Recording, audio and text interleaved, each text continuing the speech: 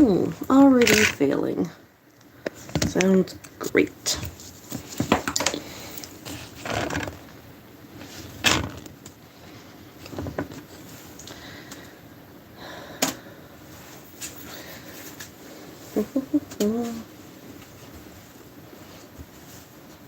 Do. Your horns are in the works. I don't want to buy any more spray paint, but I think I'm going to have to. Good evening, everybody. Welcome back to the live stream. If you're new to my live streams, this is the world's most boring live stream where I just kind of work on some projects while I watch YouTube in the background. And once in a while, I look at the screen to realize somebody messaged me 20 minutes ago and I'll reply. But yeah. Did a lot of work today. Tank Zibney. Well, it's right there, but I got blood work done today, so had a little bit of a freak out over that because nobody likes needles, right? Rawr. Anyway. Yeah, I'm gonna just sit here and just kind of fiddle with some things because it's better to get a little bit done than nothing. And right now I'm working on nothing. Rawr. Alright. What are you listening today? We're listening to What is the FBI Hiding About Tom Misick? Missing 411 by the Lore Lodge. 6 months ago, because we can't brain today.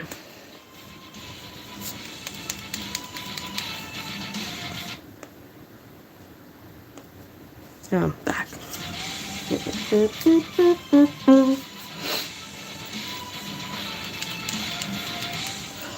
Back in 2022, Aiden and I took a trip up to Brant Lake, New York, to take a look at the case of Tom Messick. And Tom was one of those missing 411 cases that really got me into the whole phenomenon. I heard about it through Mr. Ballin, and it kicked off this entire thing. This channel probably does not exist without me hearing about the Tom Messick case. And in the first year or so that we were making content, almost everything was part-time, outside of our day jobs, didn't have a ton of time to research it, all of that. But we did take a weekend over the summer to head up to Brant Lake, which is in Warren County, New York. It's a little northwest of Albany. And we talked to some locals, we drove around, we investigated the woods a little bit, but we didn't get to do a ton of on-the-ground stuff to the extent we would like to. And we also didn't really have the time to really dive into everything that had happened. And in the last couple of years, as I've got my good crystals up there. Hi guys, welcome to the live stream. I'm just working on some things tonight, listening to some YouTube, and trying to keep a little sanity I have, just kind of there. This one is feels like it should be so simple. I went back stash jar. Thinking, all right, well, needs a little bit something. The horns aren't done yet, but I need like a gem or something off the necklace. And it's not. And this one is also it reminded stash me, jar. Oh yeah, there are a few missing 411 cases that aren't just mysterious on the surface. There are several that you really drill down. They need to be painted though, and they make no sense at all. This is probably one of the big ones. I just remembered I have crystals upstairs. Be right back. A little bit about the area in which it happened, which was Brant Lake, New York, which technically is part of the town of Horicon. I probably pronounced that wrong, but it's a little hamlet. It's a village, basically, that's on the southern end of the lake. It's got a population of just 62 people, but man, when I tell you, it is this idyllic little valley. It looks like it is out of a teen coming-of-age movie from the 90s. Like, I got up there and I went, oh man, if this was in basically any other state in the country, I would move here. It was so pretty. Is that in frame? We actually liked it so much, we stopped into a little store, we interviewed a guy, and we decided we wanted to buy this guy up here, this little Brant Lake sign, because we were like, this was such a good trip, we want to take something home from it. I will say the time we spent at the Days Inn in Albany was horrifying. There's a whole movie that could be made about how terrifying that place was, but that's not the point of this video. Aiden, shut up and put your money where your mouth is. That's what you get. Away from nothing. Albany! While there is that small full-time population that lives in the area, it is a very popular tourist destination. I'm back. Who missed me? From the more populated, Ooh, also, areas of upstate got me New some York. deer antlers. Aren't they Albany, fabulous? Brunswick, Troy. And in Troy specifically lived a man by the name of Tom Messick, an 82-year-old 82nd Airborne. Hello, good morning, everyone. And while that is pretty old, that is an old man, he was still active. He went out and hunted with his friends, his sons. He was camping, hiking, fishing, still doing all of that, despite the fact that he Let's see what we have here. This is promising. But he didn't let that stop him. And Ooh, all the kids shiny and things. other families every single year would go to There's those eyeballs I ordered. New York, right off of Got a bunch of eyeballs. Road, and they would just hunt from their camp. Yeah, that's what I'm kind of looking for. Some crystals. Probably not this one because it is glass and is really heavy, and that is glass inside, so I don't want to risk a break. In November of 2015, they decided they were going to go to a different spot, Not really. one that Tom and his son Rob had actually never been to before, a little spot called Tom. It was there during what was supposed to be just a quick 2-hour little outing to their hunting group that Tom Messick seemingly vanished into thin air. And speaking of making something vanish into thin air, I want to tell you about our partner today, Fume. Fume is a simple, all-natural device made out of wood and metal that helps you make bad habits. Oh dear, what's up? And one of the coolest things about Fume is that it does that entirely through air.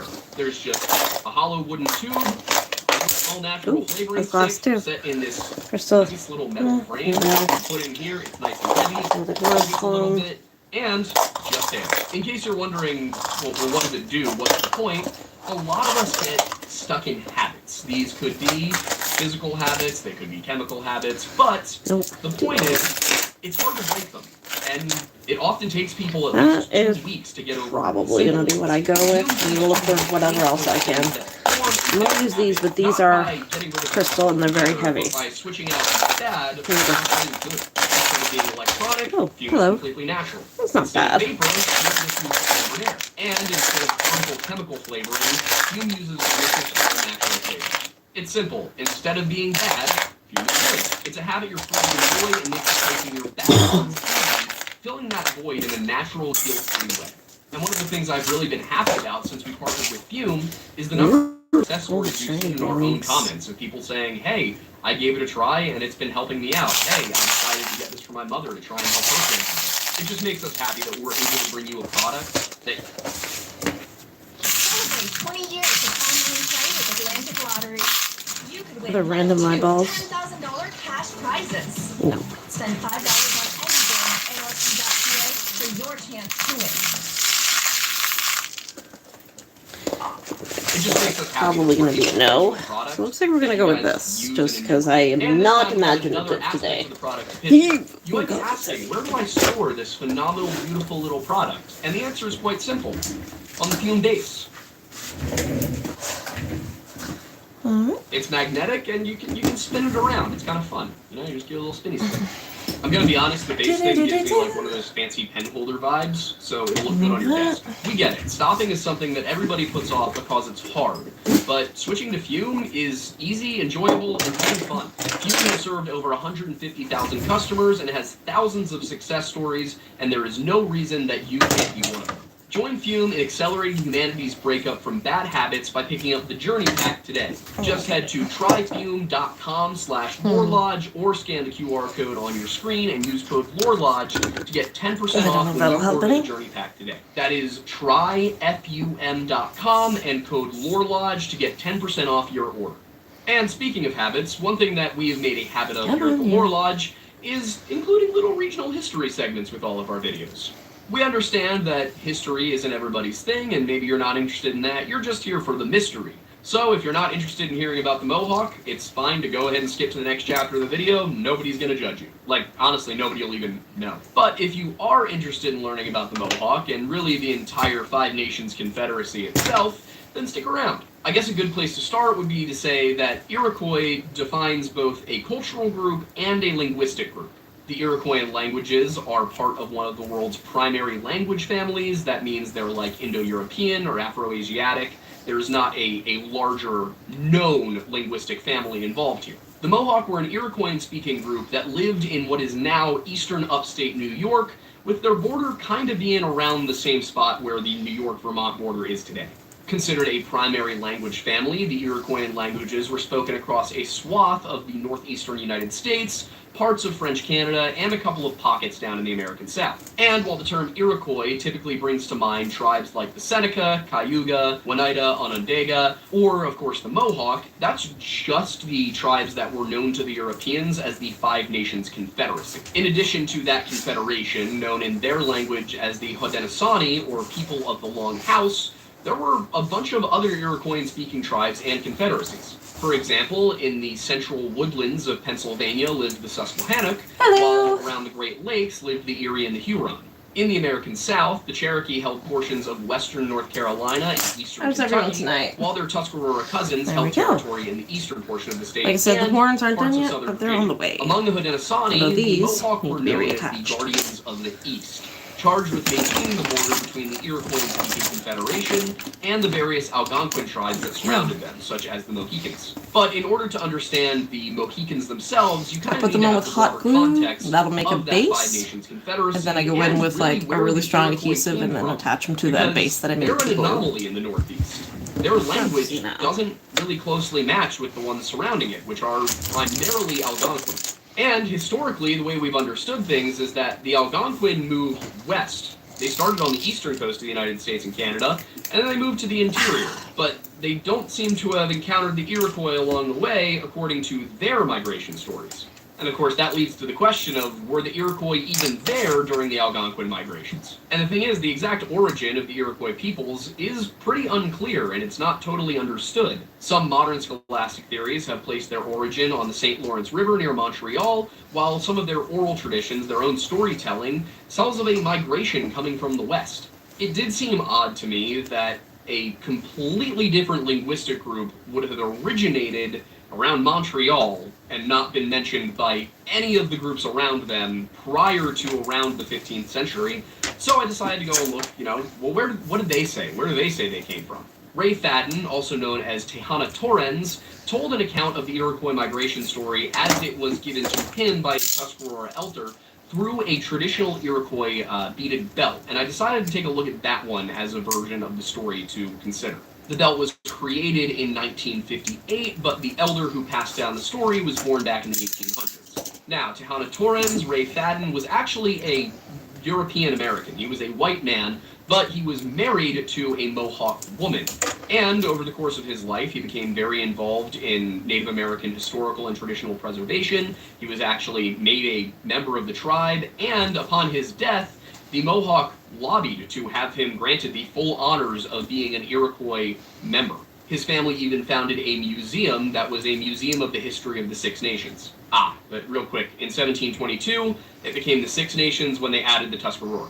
Now, according to his account, the story of the Iroquois began many years ago in the land where the buffalo roamed, at which time they lived beside the Great River near the villages of the Wolf Nation. This is generally understood to mean that they originated in the Great Plains, that they lived along the Mississippi River, and that the Wolf Nation is the Pawnee. And according to the belt, the Pawnee were their friends and allies. It goes on to say that their territory was southwest of the Great Lakes, with the Rockies.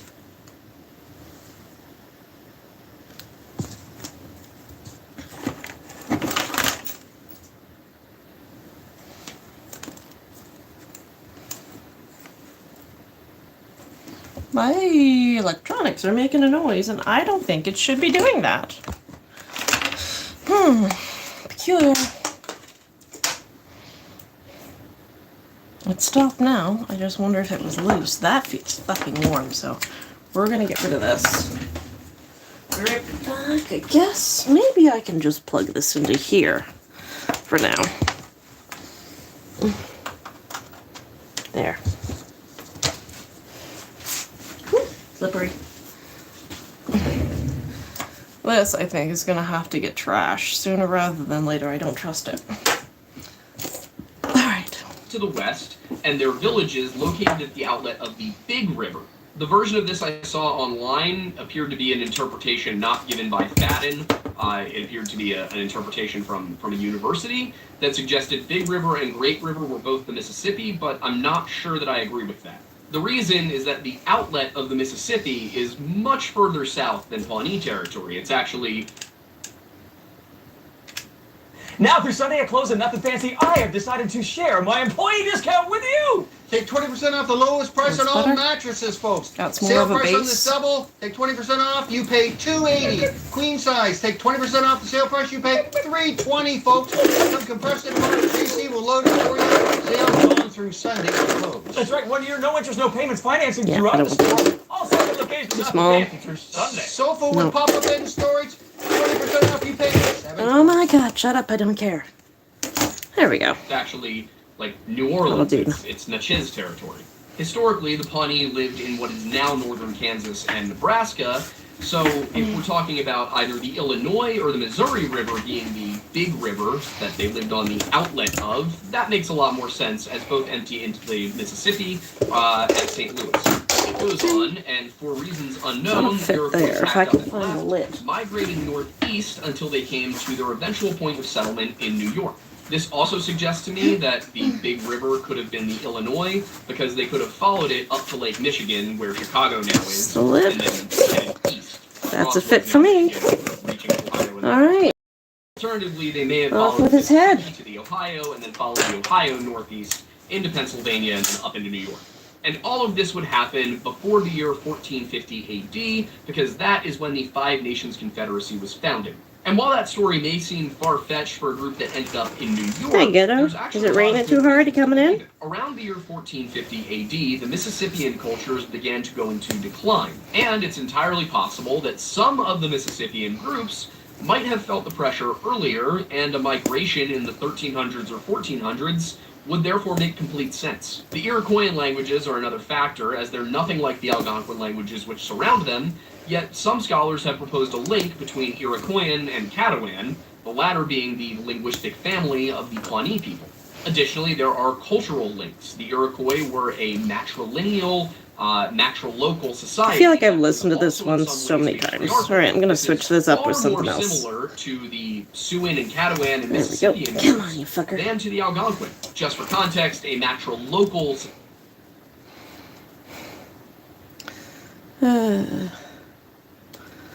We've already gone over Tom's disappearance. Hi, baby.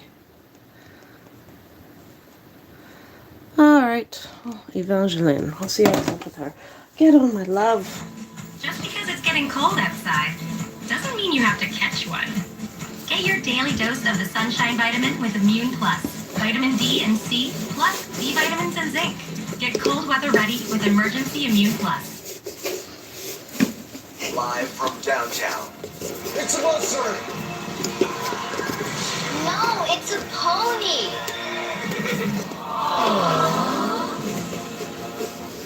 Making a stress. No, this isn't a stress pet. This For is today's a episode, I had to stash figure jar. out how long it would take to get from Knoxville to Memphis without the interstate, because it didn't exist yet. I'm Aiden Madison. Welcome back to the Lore Loft.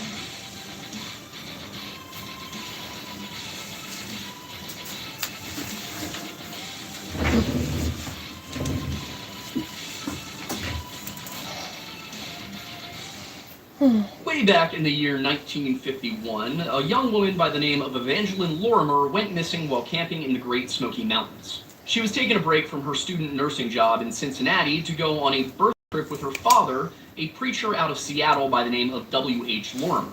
Just really quick, some of the papers referred to him as W.M. Lorimer, and to be honest, I couldn't find either of those names in public records. Rather, I guess I should say that I found too many of those names in public records, and it was very difficult to figure out who this was. That said, I have no doubt that either of these people existed, because they are very well documented in the papers. In any case, they had camped together before, and this seemed like something of a father-daughter bonding experience. You did come in because of the That rain. bonding experience may have been necessary because, so far as I can tell, it seems that Evangeline Lorimer's parents were either estranged or divorced. And while her father ended up in Seattle, her mother was living in Phoenix, Arizona. Now, Evangeline was experienced in hiking and camping, so her father was not very concerned when she told him she was just going to go off on a quick solo hike out of Cades Cove. If there was any reason to be concerned, it would have been what her father described as a tendency to turn off trail to make little side expeditions, from which she always returned. And while that may seem like it's not a huge deal, it's not the safest choice for someone who lacks familiarity with the Appalachians.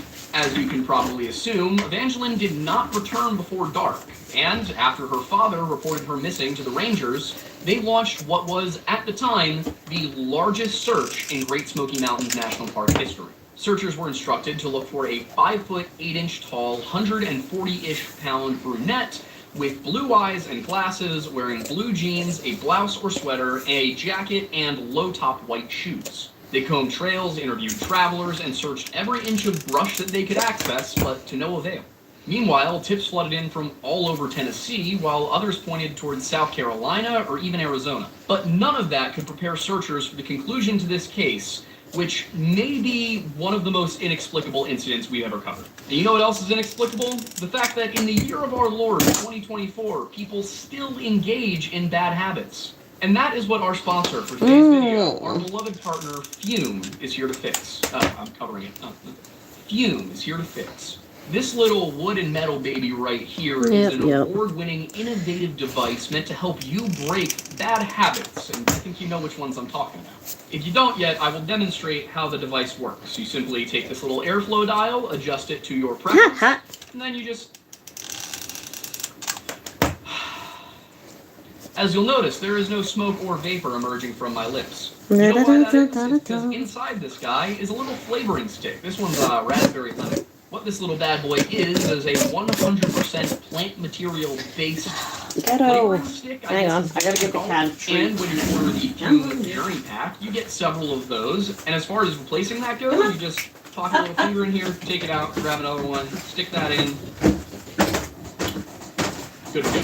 Part of what I love about this guy is that it's also a good little fidget toy. It's got good heft to it. It's weighty, probably like 4 ounces, I would say. And because I'm a man who has a desk, I also like this guy. It's Fume's base. It's literally just called the base. And it's just magnetic. Little guy. Little floats here a little bit. I like it. But if I'm being perfectly honest, the biggest reason that I'm happy to hawk this guy to you again is that we have people in our comments who have told us their success stories. It's no longer just Fume saying, hey guys, thousands of success stories. I can tell you that we have a couple dozen success stories in our comments. I also have friends who are trying to break those bad habits who are using this now. And the coolest part of that is that it's working for them. So if you'd like to give Fume a try, I also have a little fun thing for you, which is that for a limited time, you can also get the base for free. And to do that, you go to tryfume.com, that is tryfum.com, or scan the code on your screen right now and use code LoreLodge. Once again, that is tryfume.com and use code LoreLodge to get the Journey Pack with a free base for a limited time.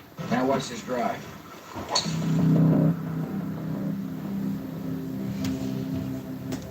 June 8, 1951 should have been a perfectly enjoyable day for 20-year-old Evangeline Lorimer and her father.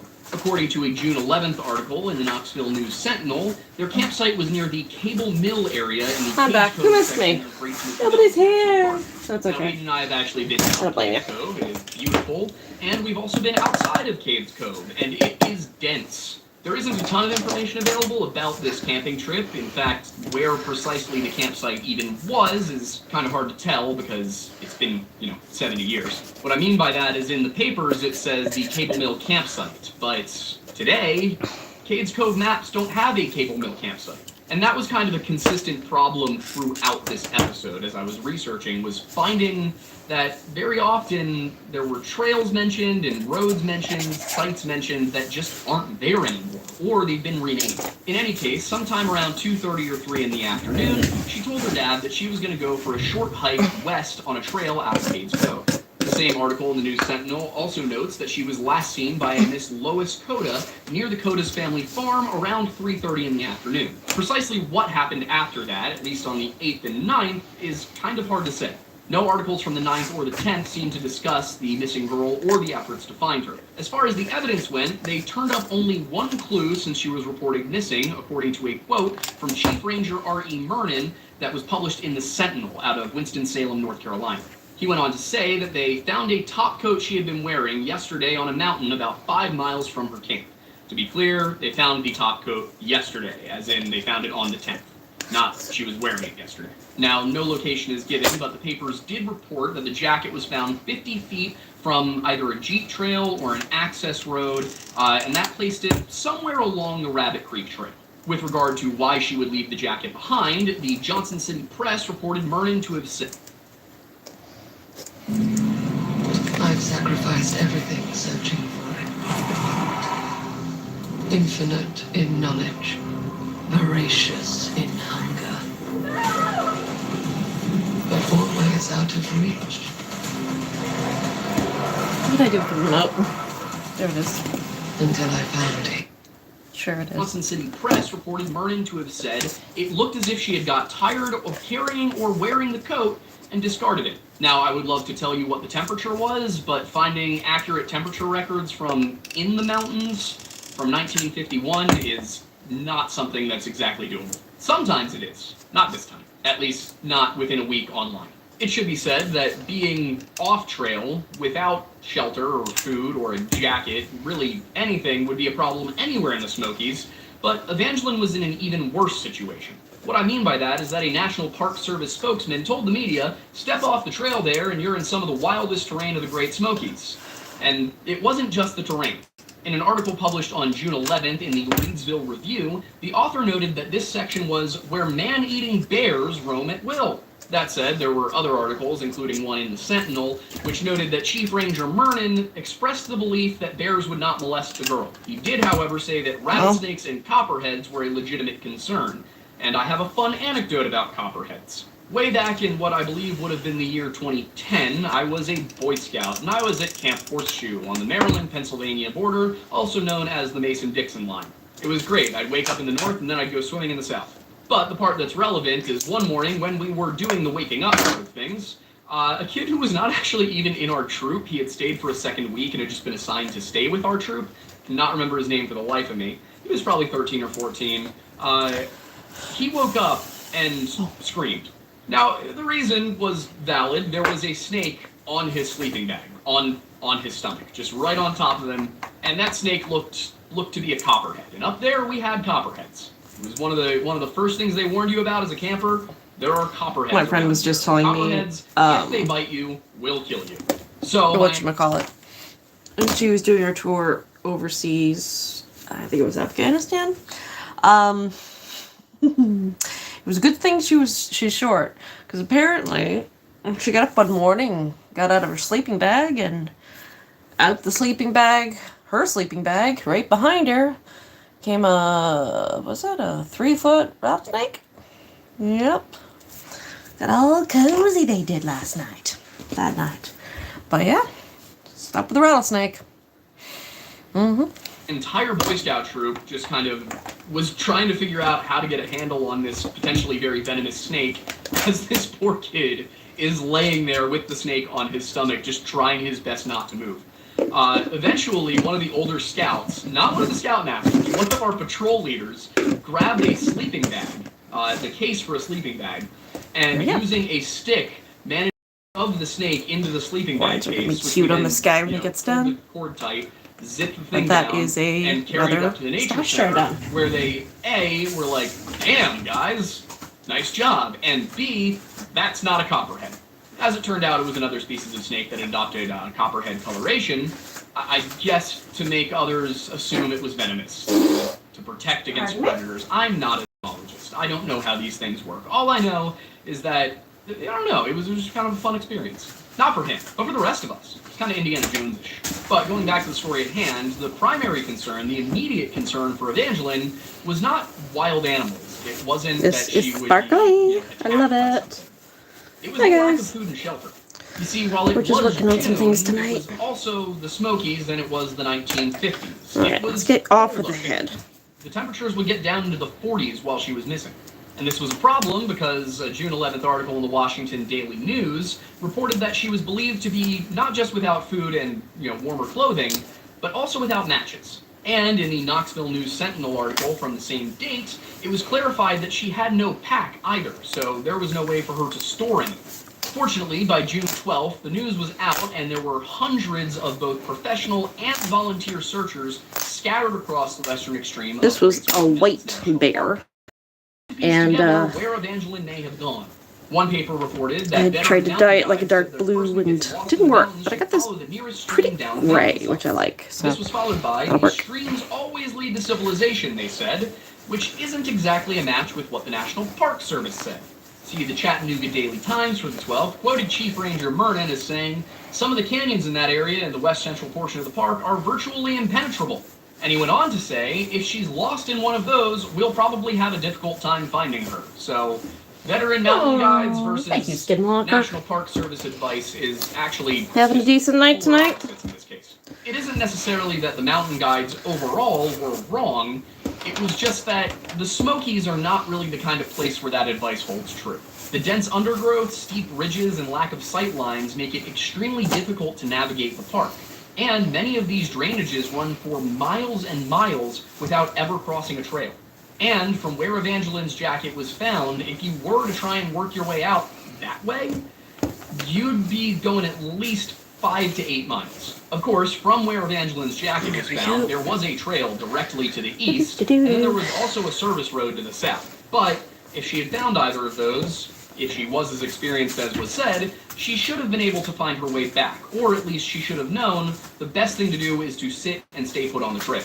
Of course, it is possible that if her father had a habit of her doing this, going off trail and finding her way back, again, it seems like she had the experience to find her way back. Now, there was some hope, however, as Might the be too Tennessean noted that small. imprints of a woman's shoes were found along Parsons Branch Road leading towards Highway 129. Chief Ranger Murnan used a second pair of shoes that Evangeline had brought and checked those against the footprints to match the sizes, and lo and behold, the sizes matched. It also seems that those prints may have been found as part of the dog search, during which the Kingsport Times reported that the I don't know bloodhounds what I did with the body to this elephant. Celebrate Proline Stadium's 30th season with a bonus reward at Oh, that sounds like fun. Say hi to your... Oh my god, this is broken. Say hi to your grandma for me. $30 in parlay tokens. I am getting some stuff ready. I got 2 conventions in the next couple of weeks.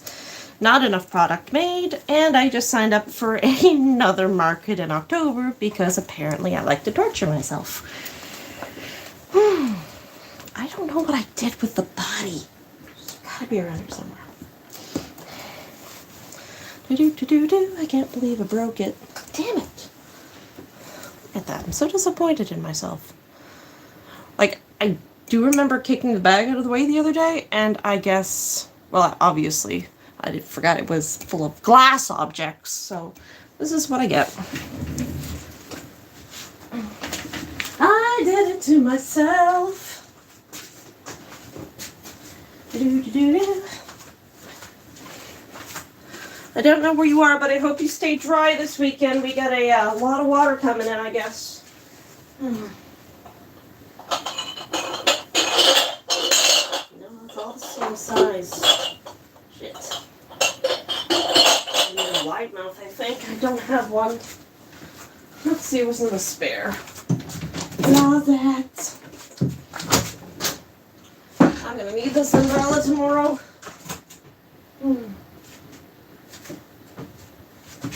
Hi, spiders.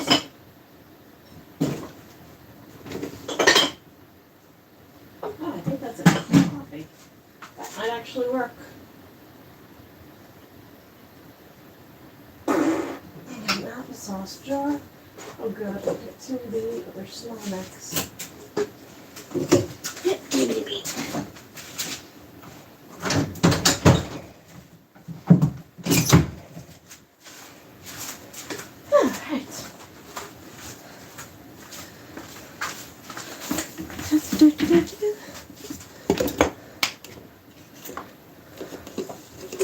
Yeah, that would be a little bit too dry. I have these, which has got a wider neck to it, which might fit this. I hate using glass. Oh, I hate it, I hate it, I hate it. I feel like they're too heavy. I like the plastic because when you pick it up, if it's empty, it still feels like just a regular teddy bear. See, that would work. But, oh my god, don't I hate using glass. But I am stuck, and I don't have a choice. I need to see if I have the lid for these upstairs. And these are applesauce jars. These are just plastic, so I feel good using these. But their necks are smaller, so I need something that's got a body that's big, but a neck that's tiny. Let's see what I got to work with. I think I might have a unicorn. Oh I'm like, I don't know. You don't feel like you'd fit. Maybe a Care Bear? Maybe that'll work. It's got an awful wide neck though. And the jar is too big for the body. Hard to find things when you don't know what you're looking for. Let's see. What else can I just remember? This might work.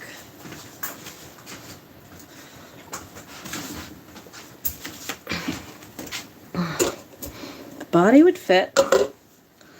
Measure the neck. I have never broken one, but I've also only made this one with a glass belly or a glass body. And this one. He needs more head stuffing, I think. So I've only ever made these two. But, like, I've asked on, like, just Facebook. But nobody brings anything that I need. But, yeah. This, I need more squish in the head. So he's better grip. But those are the only two I made. So I don't want to use them if I don't have to. Because all it takes is, like, to drop it once. And it's broken. So that's why I just prefer the plastic. But, like, I can go to the store and buy glass jars, but I can't go to the store and buy plastic jars. Make your picks today and earn your token at Thank you so much. I do very much like them. I used to do them just, like, plain, so they would just look like a teddy bear. And then I'm just like, fuck it, just decorate them. So now I usually give them, like, fangs and fangs, horns, and eyes minimum. And then a couple I just make a little bit more extra decorated. There. Bloodhounds picked up a scent from Lorimer's jacket. According to Chief Ranger Mernon, bloodhounds picked up a hot trail near where she was last seen and followed it to the highway, where it ended abruptly. From there, an article claimed that a feeling was growing that she likely made it to U Route 129 and then out of the park to safety. And early in the search, it had been considered possible that Evangeline deliberately left the park. To that end, tracers were sent to Cincinnati, Ohio, where she lived and worked, Phoenix, Arizona, where her mother lived and worked, and Lakeview, South Carolina, where she had a friend. Assistant Chief Ranger Harold Edwards, however, disagreed with the sentiment that Evangeline had left the park, according to a June 12th article in The Sentinel. He reportedly did not place much faith in the work of the dogs because the scene was more than a day old. And at this time, according to the papers, this was the longest anybody had ever been unaccounted for in the park, at least out of those who were reported missing. Still, it was at least worth consideration, and the searchers were open to the possibility that Evangeline had to go and stay with friends. Though for what reason she might have done so, nobody could say for certain. Another driving force behind the idea that Evangeline had left the park came in the form of a statement from a Mrs. W.D. Davis. This was the friend in Lakeview, South Carolina, who told investigators that she had received a letter from Evangeline on the 6th. The News and Observer wrote that, according to Davis, Lorimer wrote that she would try to persuade her father to take her to South Carolina later in the month after their camping trip. While efforts to find Evangeline were proving fruitless, they weren't without any silver linings, as a June 13th article in the Tennessean included the story of a 45-year-old woman named Mrs. George Davis, who was found during the search. Another annoying thing about these stories from this long ago is that they still use the format of Mrs. Husband's name rather than Mrs. So-and-so, so-and-so, which I guess it doesn't help. I would very much like to be able to refer to this one by her name, but I can't do that. I don't know what it is. But as bloodhounds were searching for Evangeline, they came across this middle-aged woman just hiding up in the mountains. Rangers questioned her, curious if she might know anything about Evangeline, but their interviews only found that she had been missing less than 24 hours, and she did not know anything about Evangeline. Something she said, however, may have engendered some suspicion against W.H. Lorimer, because the same article reported that Rangers, after hearing from Mrs. Davis, questioned W.M. Lorimer, who, again, is W.H., and sometimes is reported W. Now, while details of that interview are not given, the paper reported that the man maintained he and his daughter had not quarreled and she would have no reason to leave him. On the 14th, the Knoxville News-Sentinel, as well as the Winston-Salem, North Carolina-based The Sentinel, provided several major updates to the case. But they seem to create more questions than they answer. The Knoxville paper reported Thank you, that a Skinwalker. heel Thanks tap for stopping with by and plastic hanging out covering for a that minute. protects the bottom of I'll the see you shoe on another was night. found along Route 29.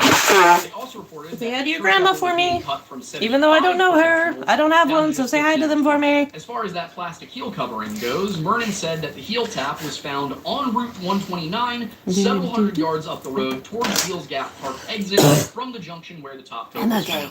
The problem is that this doesn't make a ton of sense because the junction of the Trail and Parsons Branch Road, near where the jacket was found, is a lot more than several hundred yards up from 129. Over in Winston-Salem, the Sentinel reported that the tap was found by the road, which seemed to affirm the ranger's theory that she could have hitched a ride from there. So, based on the variety of locations given in the papers, I'm of the belief that the heel tap was probably found on Route 29, just south of the Parsons Branch Road junction. But in any case, it was believed that that heel tap had come off one of her white nursing shoes. Now, you may be wondering the same thing that I have been wondering, which is, why on earth would you go hiking wearing nursing shoes? But that's what she appeared to have done. And as evidence piled up leading towards the highway, Acting Park Superintendent Robert White said that it seemed more and more likely that Evangeline had hitchhiked her way out of the park. From there, it was impossible to say where she had gone, with the Sentinel reporting she could be anywhere between Seattle, where her father lived, and Havana, Cuba, where she had vacationed the previous summer. Calls were made to any city thought to be a possible destination for Lorimer, but nothing came up. Another important aspect of the reporting from the 14th was the expansion on the coverage of Mrs. W.D. Davis from the Tennessean, who told the News Sentinel, "I know her as probably no one else." She continued, "Van, we called her that, would not deliberately inflict all this anxiety on me and her relatives and others concerned. It's just not in keeping with that good, sweet girl. She would realize the suspense and worry I'm going through. Van was a thoughtful girl, and she confided in me as nobody else." Insisting on the closeness of her relationship with Evangeline, she said, "In this hue and cry over her whereabouts, I'm convinced Van would get a word of reassurance to me if she could. And with regard to the ongoing situations, she suggested, if she's alive, I figure she's being held somewhere."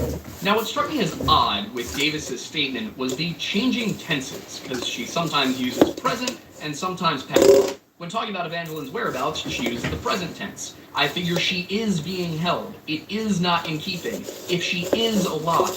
But when talking about the sort of person that Evangeline was, she used the past tense. Van was a thoughtful girl, and she confided in me as nobody else.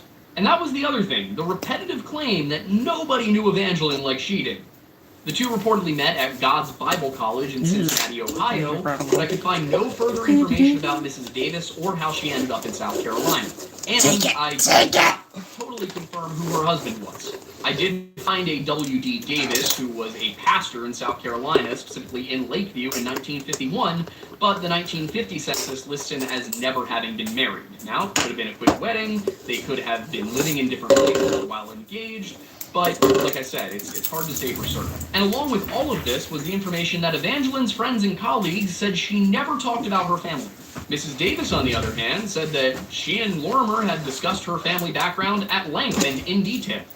But this may not be as weird as it seems if she and Evangeline really were that close. That is to say, there might have been a legitimate reason that Evangeline Lorimer did not speak to her coworkers or acquaintances about her family. You see, adding to the intrigue here was the news that Evangeline's father had been committed to mental hospitals twice on account of being religiously paranoid and a danger to himself and others. The bombshell came from the state mental hospital in Las Vegas, New Mexico, where he'd been committed from Albuquerque as a dangerous mental patient in 1949. According to the Sentinel, this was due to a domestic violence incident in which his wife testified he had beaten her with a rubber hose. And based on the number of times that he was questioned before this report came out, as well as the number of times it was reported he said that there was no quarrel between him and his daughter, I'm getting the sense that his instability may have been visible. But if it was, he was pretty good at hiding it under pressure, because Chief Ranger Mernon said that his interviews failed to point to anything to indicate this was not all just past history. The day after that report was published was Friday, the 15th of June, 1951, and that is a day that nothing was really reported about this case, this search, any of it. But that doesn't mean that nothing happened. It just means it wasn't in the paper until the next couple of days. On June 16th, the Knoxville Journal reported that a couple by the name of Morrow had brought in a tip as they were headed back to their home in Knoxville. They claimed to have seen somebody matching Evangeline's description a few miles across the North Carolina line, headed toward the Tennessee border. The couple were in the Topoko, North Carolina area when the sighting occurred, just a couple of miles south of where the dogs lost the scent across Cheoah Lake. And if I pronounced Cheoah or Topoko wrong, please tell me, I'll fix it. More information was provided in the Knoxville News Sentinel for the 17th, which discussed this sighting in much greater detail. Mrs. Morrow told the papers, "I looked at her closely, but we didn't stop, never do for hitchhikers." She did, however, ask herself why she was afoot there, miles from a dwelling, and it was that question that jogged her memory about Evangeline's disappearance. They continued driving until they reached Knoxville, where they notified the Tennessee State Highway Patrol of a young woman walking along Route 129 towards Deals Gap. They told the patrol the woman was wearing blue jeans and a yellow shirt or sweater. And Mrs. Morrow described her as being about 5 foot 6 inches and 145 pounds, with brown hair, wearing no makeup, looking tired and worn, and her face appearing puffy. And in addition to having clothes that matched those worn by Evangeline, the girl seen on Highway 129 was carrying a shopping bag and a light coat. A trooper was sent out to look for her, and while he was unable to find any trace of the missing girl, a Topoko mail carrier by the name of Henry Morrow, of no relation to the other Morrows, by the way, said he may have given a lift to Lorimer. He told the police that the girl wore jeans and a blouse which looked like it had faded yellow stripes, and that she had dark brown hair and appeared to be 21 or 22 years old. He could not, however, recall the color or style of her shoes. She didn't give him a name, but did say that she was from Robbinsville, North Carolina, and she was trying to catch a bus to Knoxville where she had a job. This would indicate that if this was Evangeline, she was in fact hitchhiking up Route 129 from Robbinsville. But was it her? Going by the papers, it's hard to say, because confusing things further was a report from Topoko Postmaster Joe Jenkins, who said that a girl matching Evangeline Lorimer's description came in on Saturday, which is the next day. That said, looking at the article in the paper, this is the paper from the Sunday the 17th, I think this was just a mistake in the reporting, or maybe in the recollection, because it seems very clear that this is the same girl that Morrow gave the ride to. So I'm thinking that saying it was on Saturday was just a mistake on somebody's part. And that was also bolstered by a News Sentinel report, which said that in addition to the tip submitted by the Morrows, a Trailways bus driver said he brought a girl meeting Evangeline's description to Knoxville that day. The driver, Pigeon Forge resident Jim Garrett, said that she got on the bus at 2:20 p.m. on Friday the 15th at the junction of U.S. routes 129 and 411 near Merrillville, and yes, I know. The girl was the proper height and weight, wore blue jeans, a yellow, in this case it was described as checkered shirt, and pleated hair, and she also carried a suitcase described as medium-sized and old-looking. As with the description given by the Morrows, he said that the girl wore no makeup, but what's more important is that he said she had widely spaced teeth. That's important because Evangeline did have widely spaced teeth, which, so far as I can tell, had yet to be reported in any of the papers. So, getting that right, along with everything else, suggests that this was a legitimate sighting. Her father, however, was skeptical, because one thing that wasn't mentioned in any of the news reports was his daughter's glasses, and he didn't think she would have been able to get very far without them. That said, he did tell police he believed that she had been wearing some kind of yellow and white striped sweater or blouse. Another detail that was reported about Mr. Lorimer on June 16th in the Knoxville Journal was that he had moved his camp to the Chimneys area. And he said this was so he could be closer to Gatlinburg in order to more easily receive phone messages. And this placed him 21 miles, as the crow flies, from where he'd last seen his daughter, well out of the search area, and along US Highway 441. And that interests me because up until this point, he'd been tagging along in the search. He'd been combing the mountains with the volunteers and the rangers. Why suddenly change direction if you thought she was still in the park? Why move further away from the search area if you thought she was still where you'd lost her? So at this point, it was beginning to look more and more like Evangeline left the park, and that these were legitimate sightings of the missing girl. Except for one glaring issue with the narrative. Meanwhile, Only the one who has earned the people's support is fit to be king.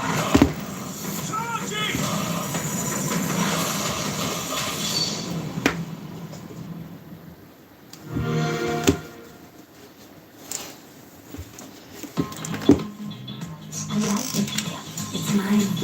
The prices blow my mind. I feel so rich. I feel like a billionaire. I'm shopping like a billionaire. I'm shopping like a billionaire. I'm shopping like a billionaire. I get it straight. Ta-da! Yeah. Oh yeah, I forgot the bottom. Download the Tender app and shop like a billionaire.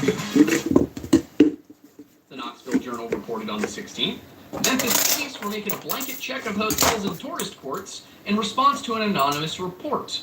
And the report was sent in by a woman who described herself as a friend of Evangeline Lorimer, who said she spoke to her while she was en route to Phoenix.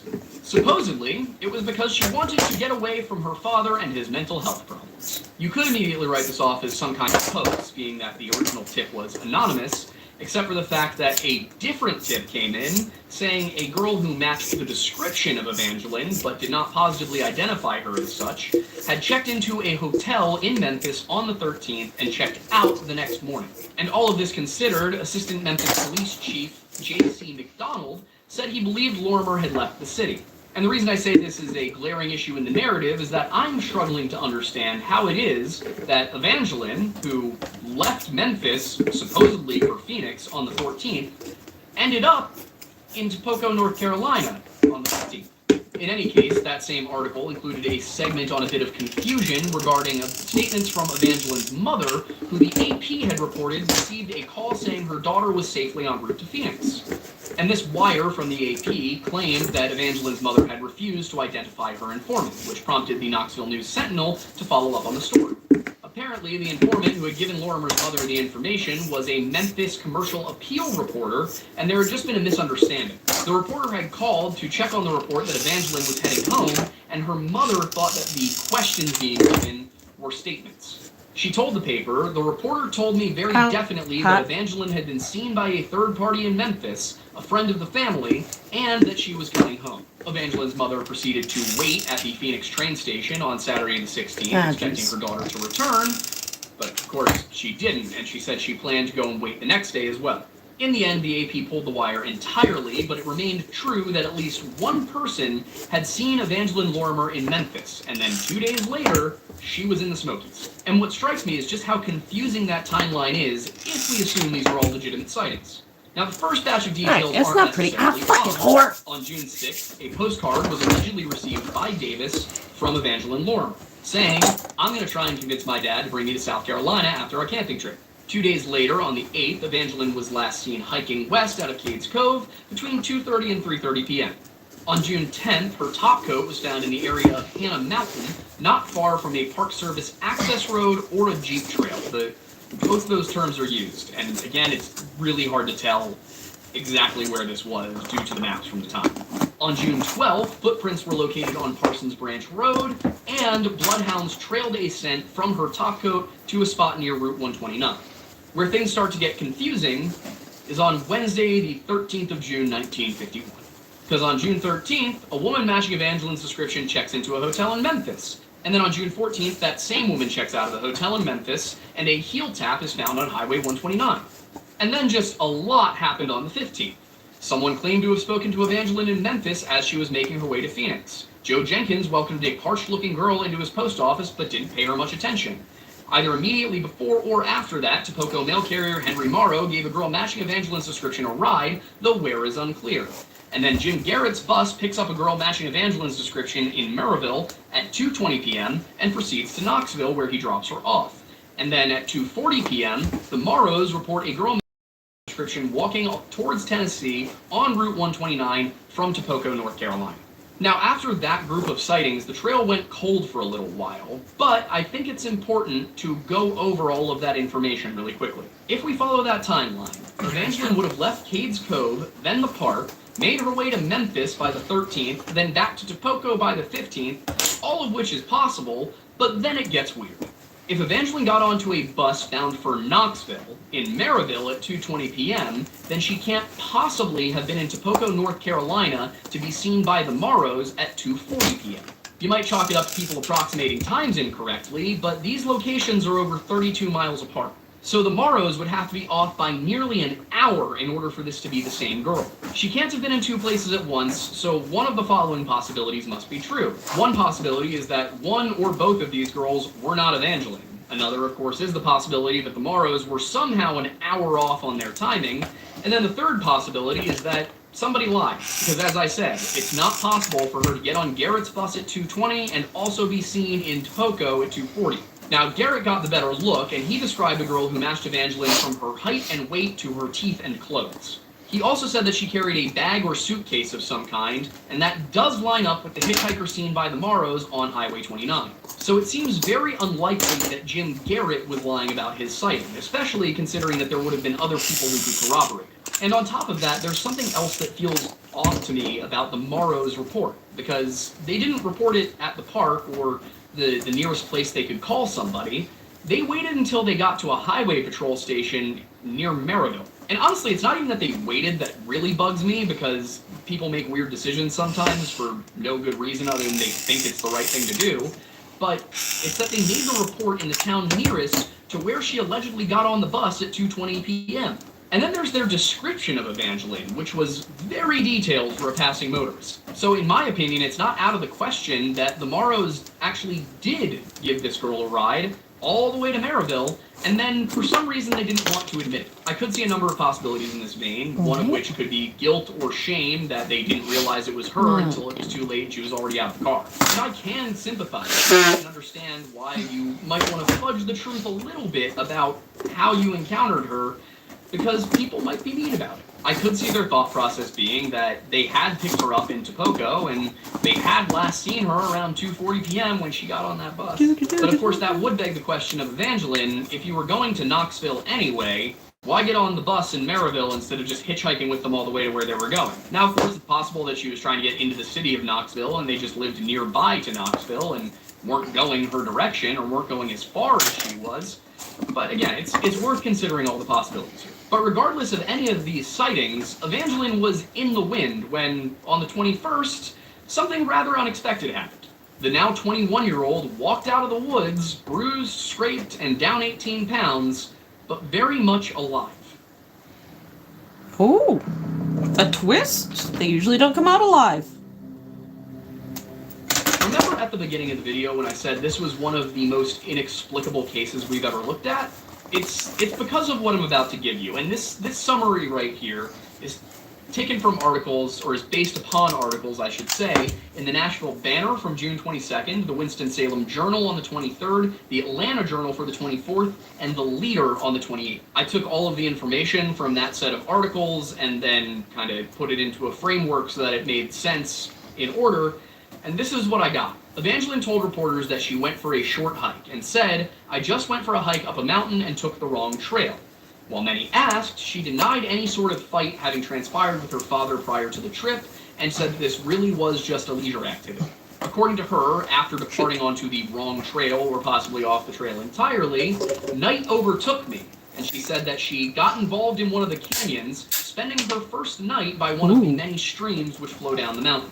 She said that while she was lost, she walked in circles much of the time, Off with but her eyeball. did try to pick out landmarks so she could follow a straight path. She said she found nice places to sleep on 2 nights, one of which was on soft leaves under an overhanging rock. Other nights, she was drenched by downpours and just huddled up and was miserable.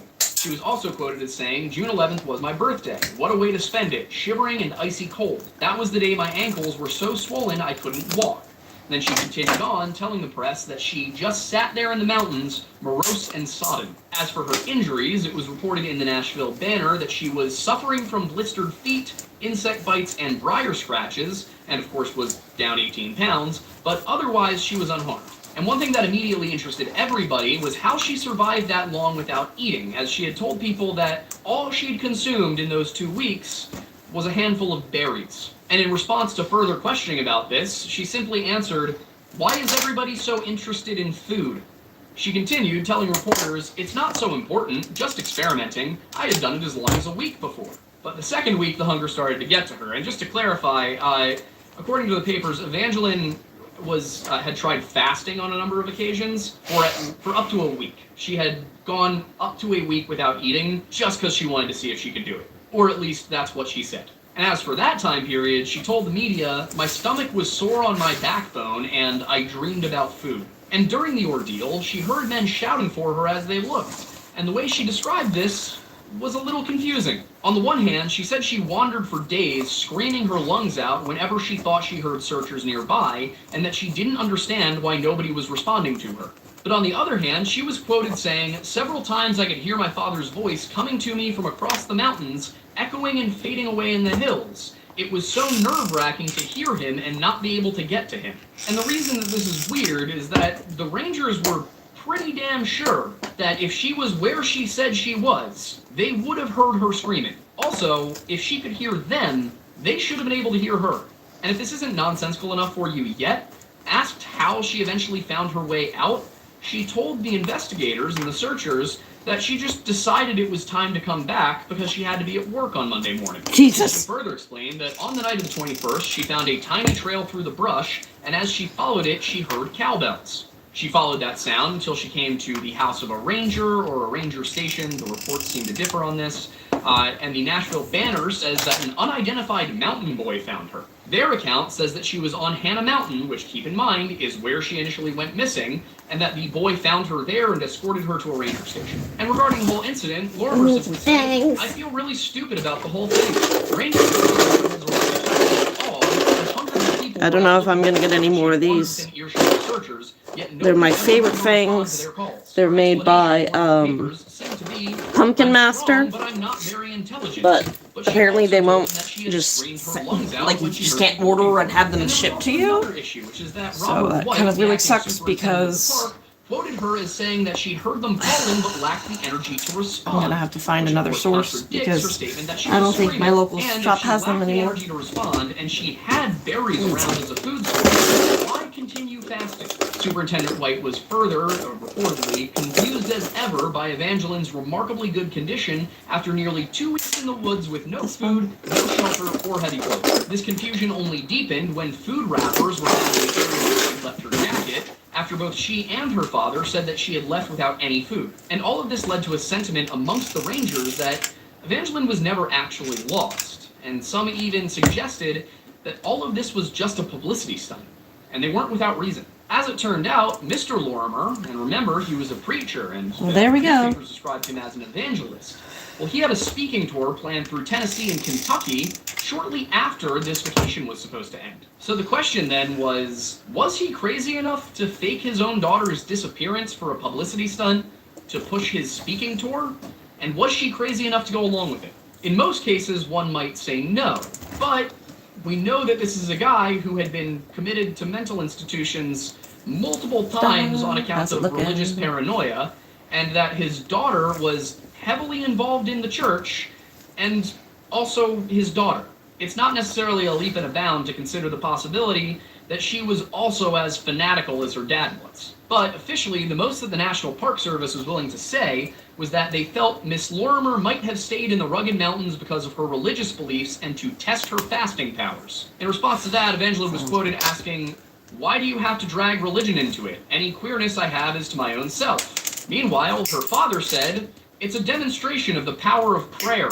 And keep in mind, this is on top of the fact that Evangeline said that she decided to come out of the woods. So she said she was lost for 2 weeks, and then she said that she decided, you know what, I gotta be at work on Monday, I'm coming out of the woods. But then it's also said that she had to find a trail to get out. So did she know how to get out the whole time, or did she find a trail? One of the two can't, they're mutually exclusive here. Did she stumble upon that trail after 2 weeks of being lost, or could she have gotten out at any time? The story just doesn't add up. But perhaps most important of all when we look at this is the people who saw a girl that very much matched Evangeline Lorimer's description outside of the park. So when you take that into account, and then you combine it with the kind of nonsensical story she told about her time in the forest, you have some questions.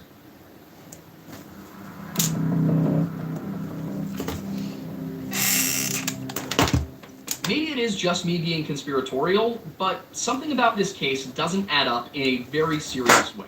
And I have some questions, There we go. We got some little as well fangs, as a some hypothesis. eyeballs. No one aspect I of need this horns, case is but there's particularly inexplicable just being on its printed own. now. It's when you start to put them together. Actually, the little brown that- ones would be that cute. At least I struggle Nope. to make sense of this narrative. For example, she was last seen sometime around 3 p.m. on June 8th. They're not my favorite horns, but I mean they would match. There is, why would an Be kinda experienced cute. hiker leave for what comes out to be about a 10-mile trek with only 6 hours of light left? And on top of that, why would her father let her do that, knowing she has a tendency to go off trail?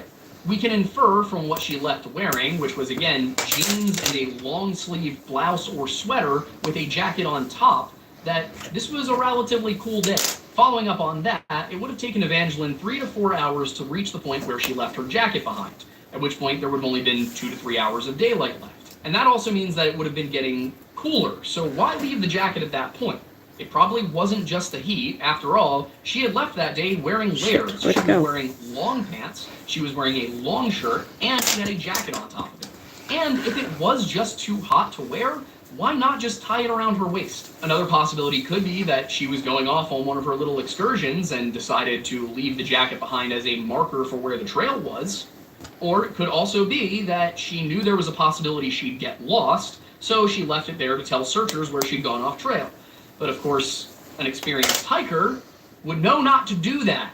And then there's the fact that she gave conflicting responses when she was asked why she didn't respond to any of the searchers who were calling out for her. As I'm trying to think of reasons why she might have lied about that aren't, really out there, I can think, one possibility would be that she was traumatized and that was making recall difficult, which would explain why she gave conflicting answers.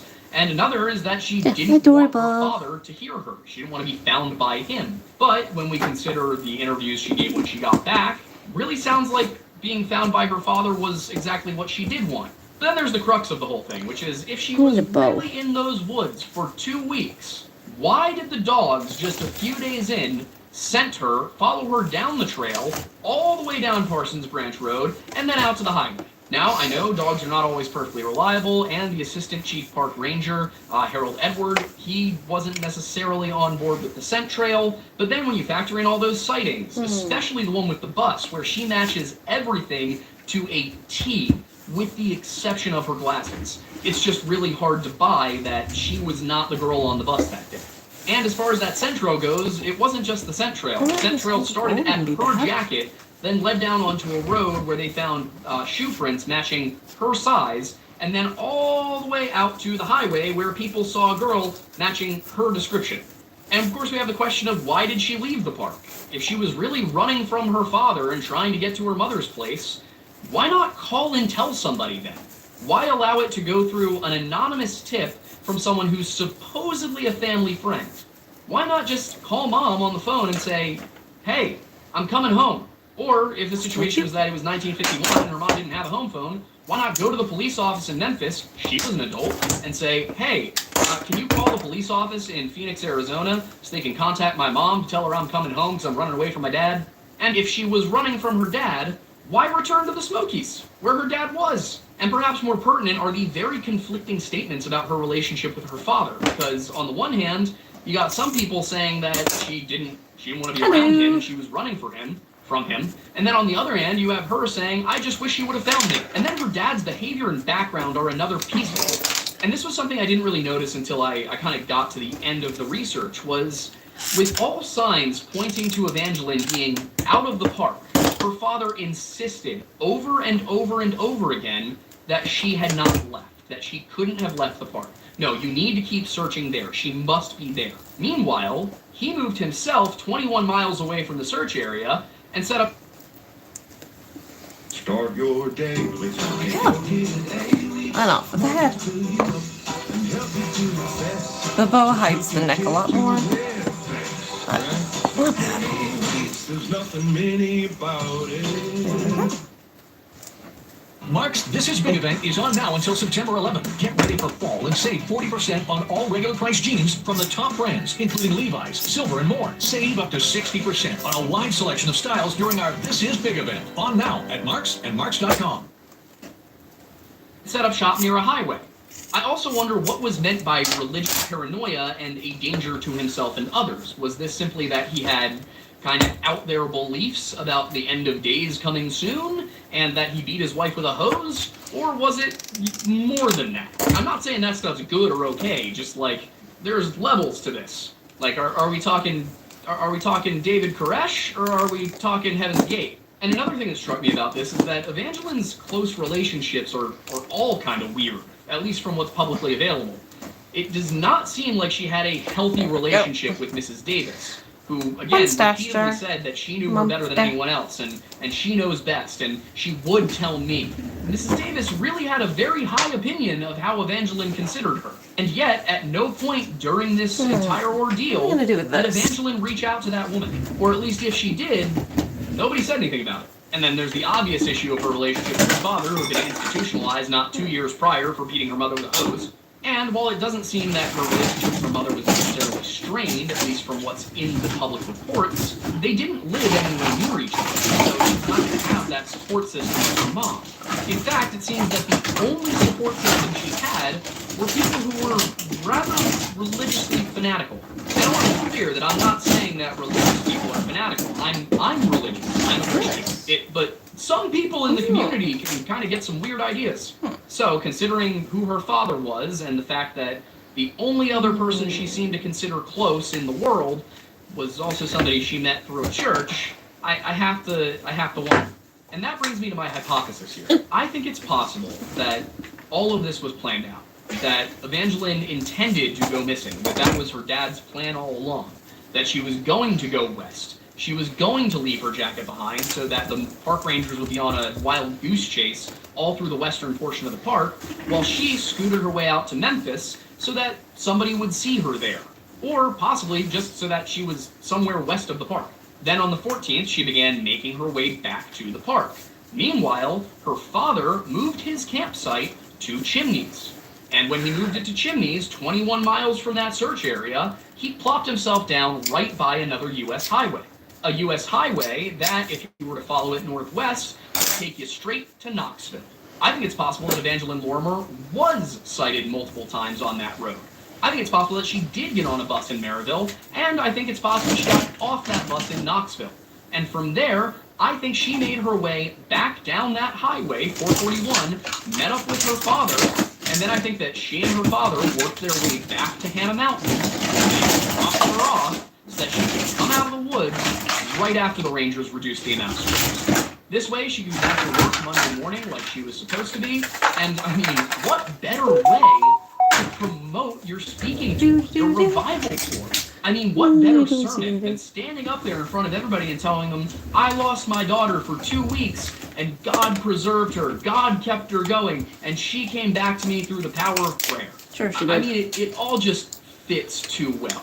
And I find it so much less likely that she survived for 2 weeks on nothing but 2 berries and stream water within earshot of the people looking for her. That doesn't work for me. I'm sorry. I'm not going to tell you that I have all of it right and that that's definitely what happened, but for me, that's what the evidence points towards, is that this was staged, and that this was simply a situation where you had numerous crazy people influencing one person without a support system, who also genetically was likely prone to psychosis. Out, and you guys agree. Something I didn't consider. In a lot of videos, the first time I do a case, someone will point something out or someone will add new information, and then when I go to revisit it later on, whether that's in some kind of compilation video or a rehashing of something, I will take that information into account, I will add it in, and sometimes I've even changed my opinion. I think the best example of that would be that we had Missing Enigma on, and he and I had a conversation about Charles McCuller, and I had said in our Charles McCuller video that if you were to, anyone who believes Charles McCuller was not a victim of foul play must be stupid or something like that. I forget exactly what I said. Probably not the kindest way of putting it, but the point is, I'm stupid, because after Nick explained what he found, I am fully on board with his position on this, and I won't tell you what it is, so you'll go watch his video. But point is, if I pronounced something wrong, if I missed something, any of that, please let me know. And if you want to see the script for this, you want to get the transcript, all that, it is going to be available on Patreon for just $1 at the end of the month, and you should be able to go check the description for a link to the source document. As I said, you can subscribe to our Patreon for $1 a month. That'll get you a whole bunch of fun stuff. The higher tiers come with other gifts and things. I think the highest is a hoodie. If you're not a Patreon fan, you can always join our channel here on YouTube, or you can get our coffee from Tableau Roasting Company. I did not pick it off of the website. I designed it myself right there with Matt, the owner of the company. He is an artisan roaster. He is fantastic. I drink my coffee every morning. We are also so super close to finally launching that Hunker branding page, so stay tuned. That's probably this month. If you'd like to get updates about what's going on here at the Lore Lodge, the best way to do that is through our Discord, which is bit.ly/lodge. You can get, like I said, updates on what's going on, but more importantly, you can interact with our community. And if you play the same games that I play, every once in a while you'll have an opportunity to play them with me. And of course, as always, if you want more Lodge, you can go check out our other channels, the Weird Bible, the History Hut, my channel, Aiden Mattis. You can also go ahead and check out Aiden Thornberry's channel that exists, and you can see me in high school. Yeah. Cat and I slaughtering the British. Yes. As you should. And another very exciting announcement here is that we have launched the first of our Redacted Media Network channels. That is Off the Record with Luke Eccles, a show where he sits down to do interviews with people in the music industry, from bartenders at bars that do music, all the way up through staff managers. So, free. And the next show from that podcast network will be dropping in a week or two, which will be, what was it called again? Last Call Lounge with Celso. Celso is our spicy who makes us drink here a lot. Groovy mixologist, as he calls himself. I love Celso. God, those drinks. Don't they make a cocktail each episode? They make a cocktail each episode. You'll learn how to make a cocktail. And speaking of podcasts, we of course have our own, which is just the Lore Lads. That is our show where we hang out. We talk about what we talk about in these videos in a more casual format. And we also have guests on, like The Missing Enigma, like Roanoke Tales, Mr. Ballin at one point. Those are not the same. Fun show. You should come check it out. Don't expect it to be quite as serious and straightforward as this one. With all of that said, I'm Aiden Mattis, and thanks for stopping by the Lore Lodge. Nope. No, wait. No. Ow. Still not the same. Damn it. I think I might have found something right here. Celebrate 20 years of online play with Atlantic Lottery. You could win one of two $10,000 cash prizes. Nope. Spend $5 on any game at ALC.ca for your chance to win.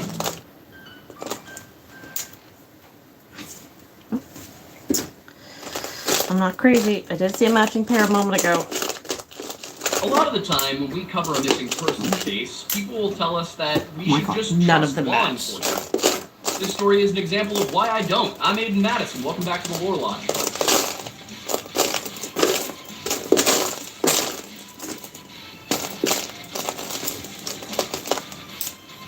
Nothing yet. So far in this series on the Great Smoky Mountains Missing 411 cluster, every case that we've covered has happened either within the boundaries of the park or just outside of it. And most have happened on or in the immediate vicinity of the Appalachian Trail. This one does not.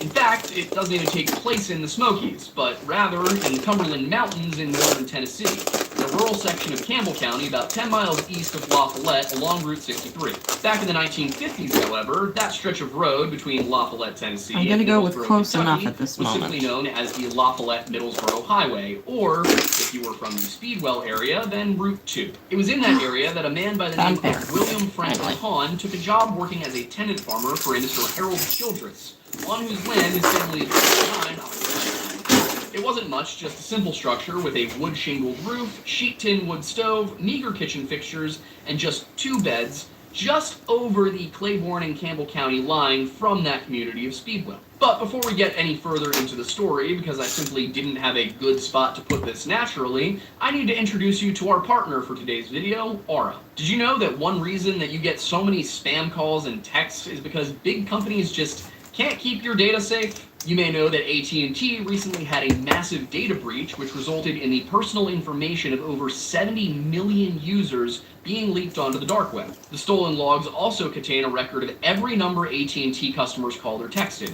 So even if you don't use AT&T, if someone who texted you did, then your number could have been exposed. So what can you do to protect yourself? You could consider Aura. Aura will alert you if they find that your phone number or any other sensitive information has been compromised, and to give you fast fraud alerts if anyone tries to use that data to access your credit or bank accounts. You'll also get things like transaction monitoring, a VPN, antivirus, a password manager, parental controls, and identity theft insurance, all in one app at one affordable price. You can also get their AI-powered call assistant, which will pick up on unknown calls to screen them for spam or scams. The AI forwards legitimate calls to you so that you don't miss appointments, deliveries, or emergencies. In addition to that, Aura can help protect you from harmful text messages by filtering out known scam numbers, as well as links that would lead to phishing sites. If you'd like to give Aura a try, you can go to aura.com/lorelodge to get a 14-day free trial and to see if any of your data has been exposed. Speaking of things being exposed, I have some things to talk about today.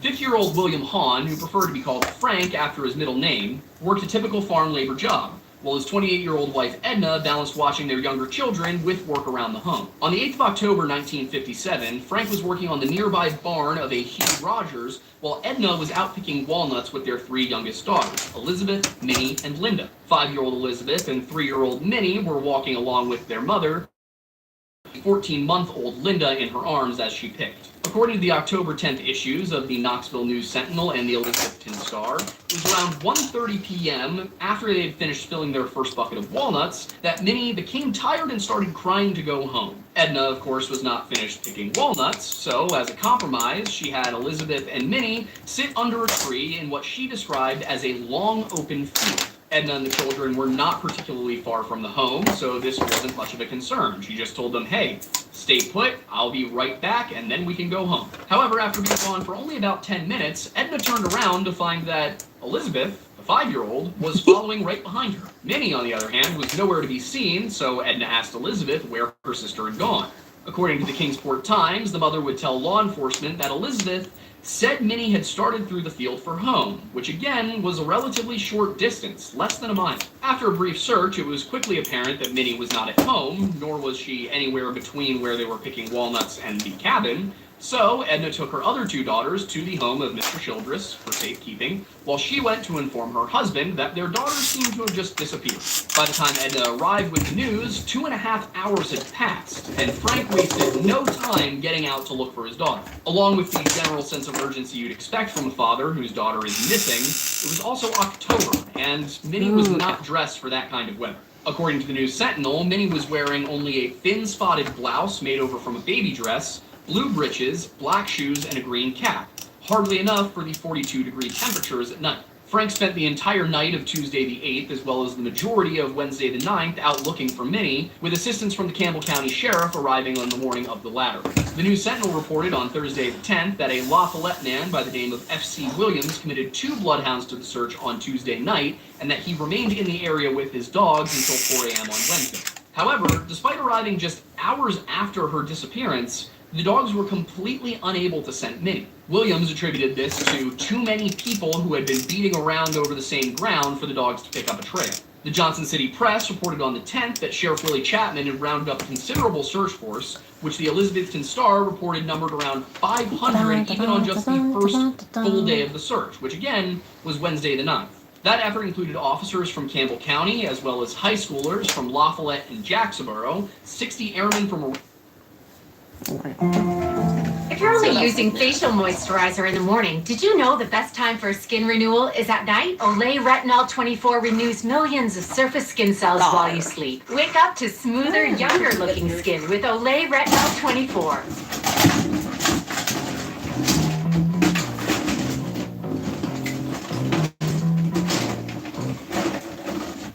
Briceville and scores of volunteers from around the area. The Air Force men coming in from the radar station made sure to bring 2 trail dogs along with them, but they were no more successful than the dogs brought by Williams. By the time the story hit papers on Thursday, it was being reported that not only had there been no scent of Minnie, but not a scrap of her clothing had been found amongst the dense undergrowth of the Cumberland Mountains. The total lack of evidence regarding what had happened here led to a bit of a division between leaders of the search, with Frank Hahn believing that his daughter had met with foul play, while Sheriff Chapman had ruled out the belief that she had been abducted. At the same time, both men had to acknowledge that it was very strange there had been no sign of the girl. Frank, who the Knoxville Journal reported had searched relentlessly since he learned Minnie had vanished, told reporters through choked sobs that he believed his daughter was either dead or kidnapped. Not for the money, he said, but maybe by someone who wanted a child.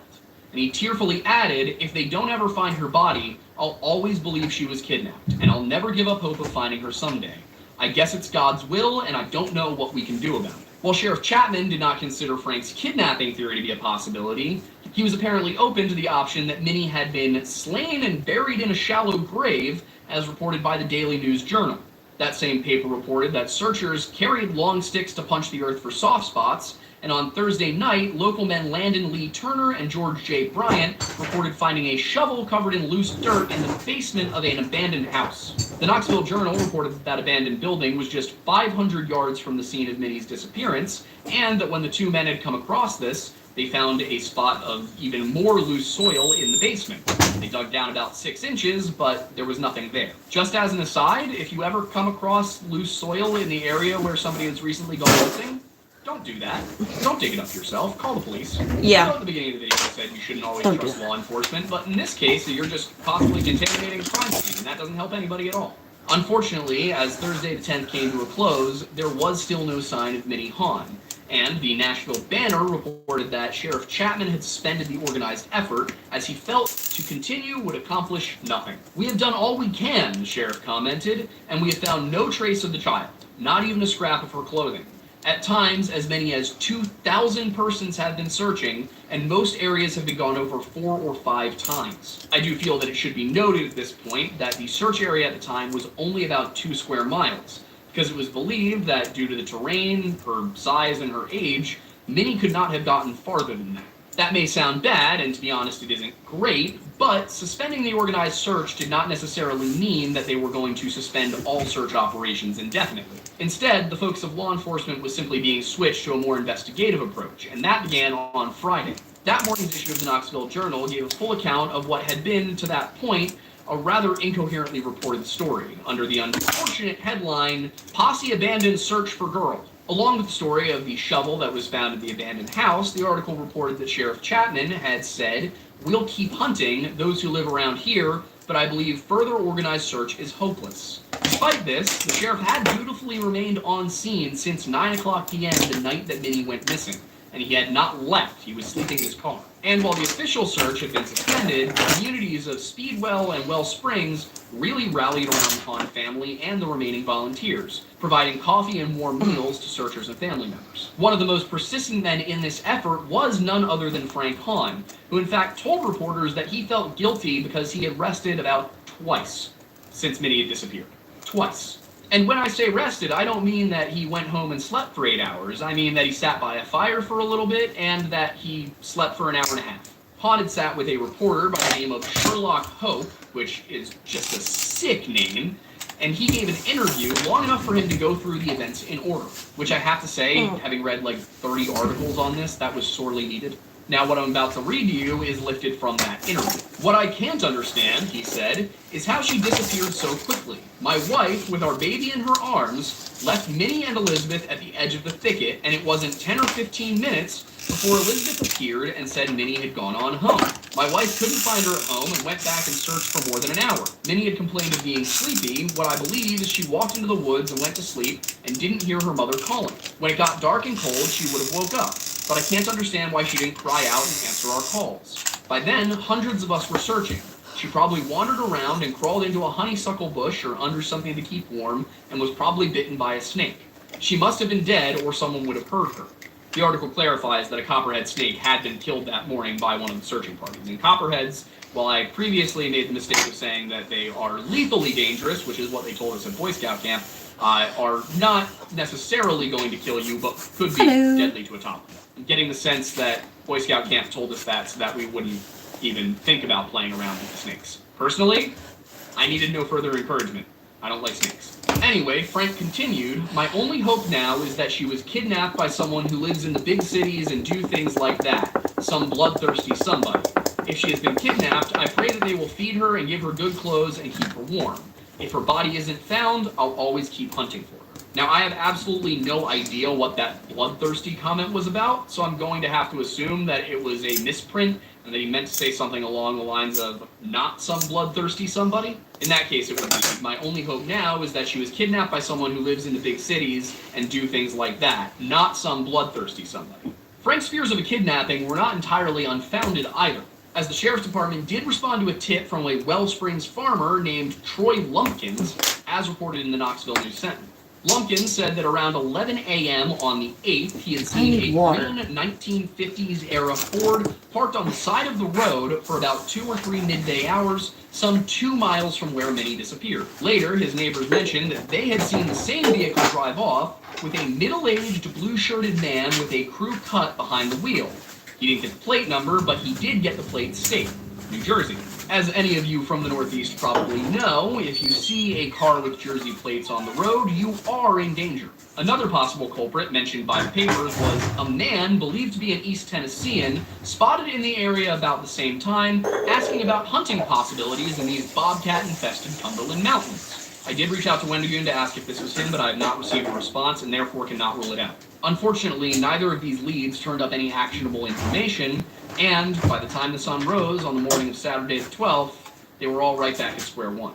Searches continued throughout the weekend, though, as so often happens with these cases, those involved knew that they were most likely on a recovery mission. Meanwhile, the Nashville Tennessean reported on another interesting development. The FBI had taken an interest in the case.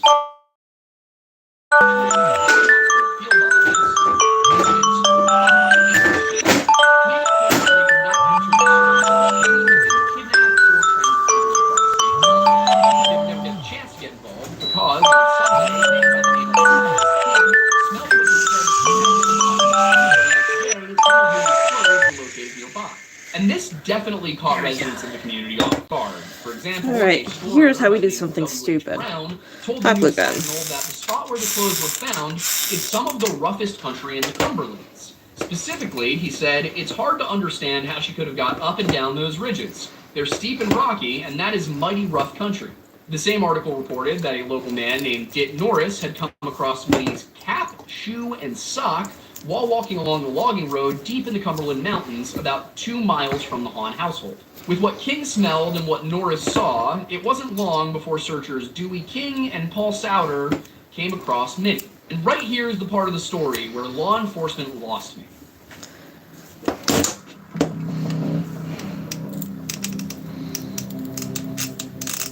At approximately 3:45 p.m. on Monday the 14th of October 1957, reported the Knoxville Journal, Minnie Hahn's bruised and battered body was found high up on the side of Cedar Cliff in the rugged Cumberland mountain chain near Childress Gap, some 6 miles from her home in Campbell County. The Knoxville Journal had the most extensive coverage of this part of the story, reporting that when the men found the almost unclad body of the tiny child, she was lying upon her back, her face turned heavenward. One tiny hand lay across her chest. The article continued, her overalls were lying on top of a sheer cliff about 20 feet above where the body came to rest. And another paragraph in the story noted that her underwear were found upon the same ledge as well.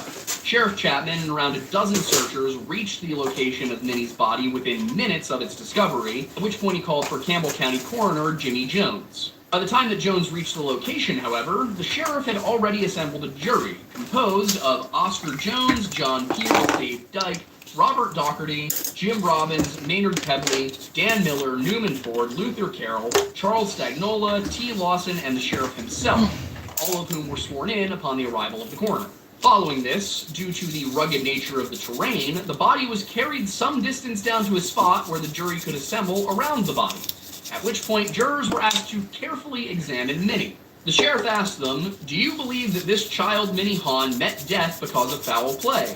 Any that do, please raise your hands." And when nobody did, he asked the second question.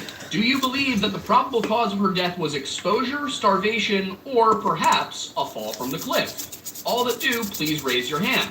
And at this, all members raised their hands. With that, it was settled. Tragic as it may be, Minnie simply got lost in the woods and died of natural causes. Or Wow. did she? As I read that article, several things set off alarm bells, and it wasn't just the fact that Minnie was not found 6 miles from her home, which I believe was likely just a simple reporting error.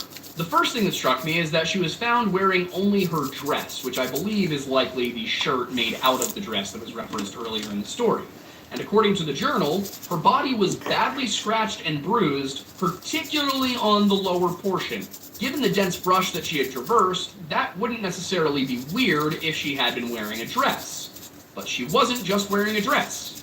As I mentioned, while Minnie's shoes, socks, and cap were found about half a mile away from where her body was discovered, her overalls and underwear sat atop that cliff 20 feet above her. And that suggests to me that she had worn them all the way to the cliff. The journal also reported that officers were unable to give probable reasons why the child had pulled off her shoes and socks partway up the mountain, nor why she'd later discarded her overalls and panties on a ledge atop the sheer cliff, overlooking the spot where she apparently plunged to her death. They're probably involved in I'm not going it. to say for certain that the journalist who was writing this article had some of the same suspicions that I do, but it does seem like the subtext may be there. In addition, the Kingsport Times reported on the same day that the shoes offered evidence of the deliberateness with which she took them off, as the socks were neatly stuffed inside the shoes. Along with all of that, it seems that Sheriff Chapman and the jury he assembled are the ones who determined the cause of death, despite the fact that the coroner was standing right there and had not yet performed an autopsy. And of course, they did something that you should absolutely never do before people have had a chance to actually investigate the scene of a potential crime, which is move the body. And while this was ruled an Definitely accident, they knew what happened and they knew where she was the whole time. For the question, because it wasn't, do you think she died from a fall, but rather exposure, starvation, or perhaps a fall from the cliff. In my opinion, that would suggest that there were no clear signs that she had died as a result of a fall, such as broken bones or traumatic head injuries. It seems to me that the coroner could likely have given some input on what would have happened here, but for some reason, it appears that he was excluded from the jury. But according to the papers, Jones did determine one thing for sure, which was that Minnie had not been dead the entire 6 days that she had been missing. In fact, he believed that she had only been dead for 2 of them. It's all a little weird, especially when you consider the fact that the search was on within hours of her disappearance, that she hadn't gone all that far, and that she should have been alive and within earshot if she'd just run off. While the search initially hadn't covered the Childress Gap area, the Kingsport Times reported that it did cover over 600 acres on the first day alone.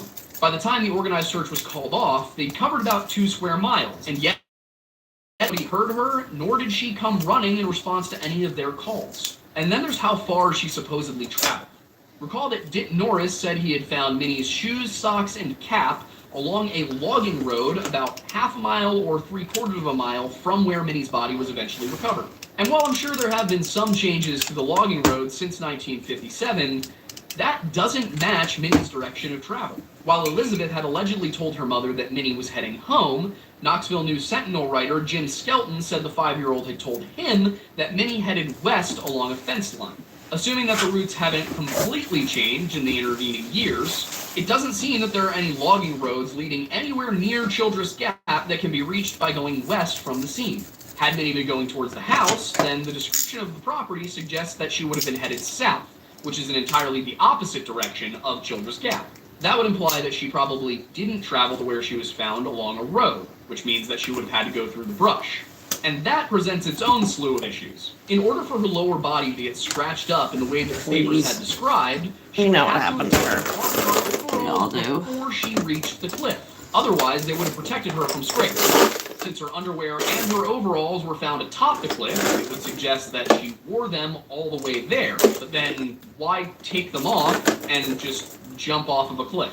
Even if she had done that, it's obvious that she had died of a fall if she'd gone over the edge of a 20 to 25 foot cliff onto the rocky soil below.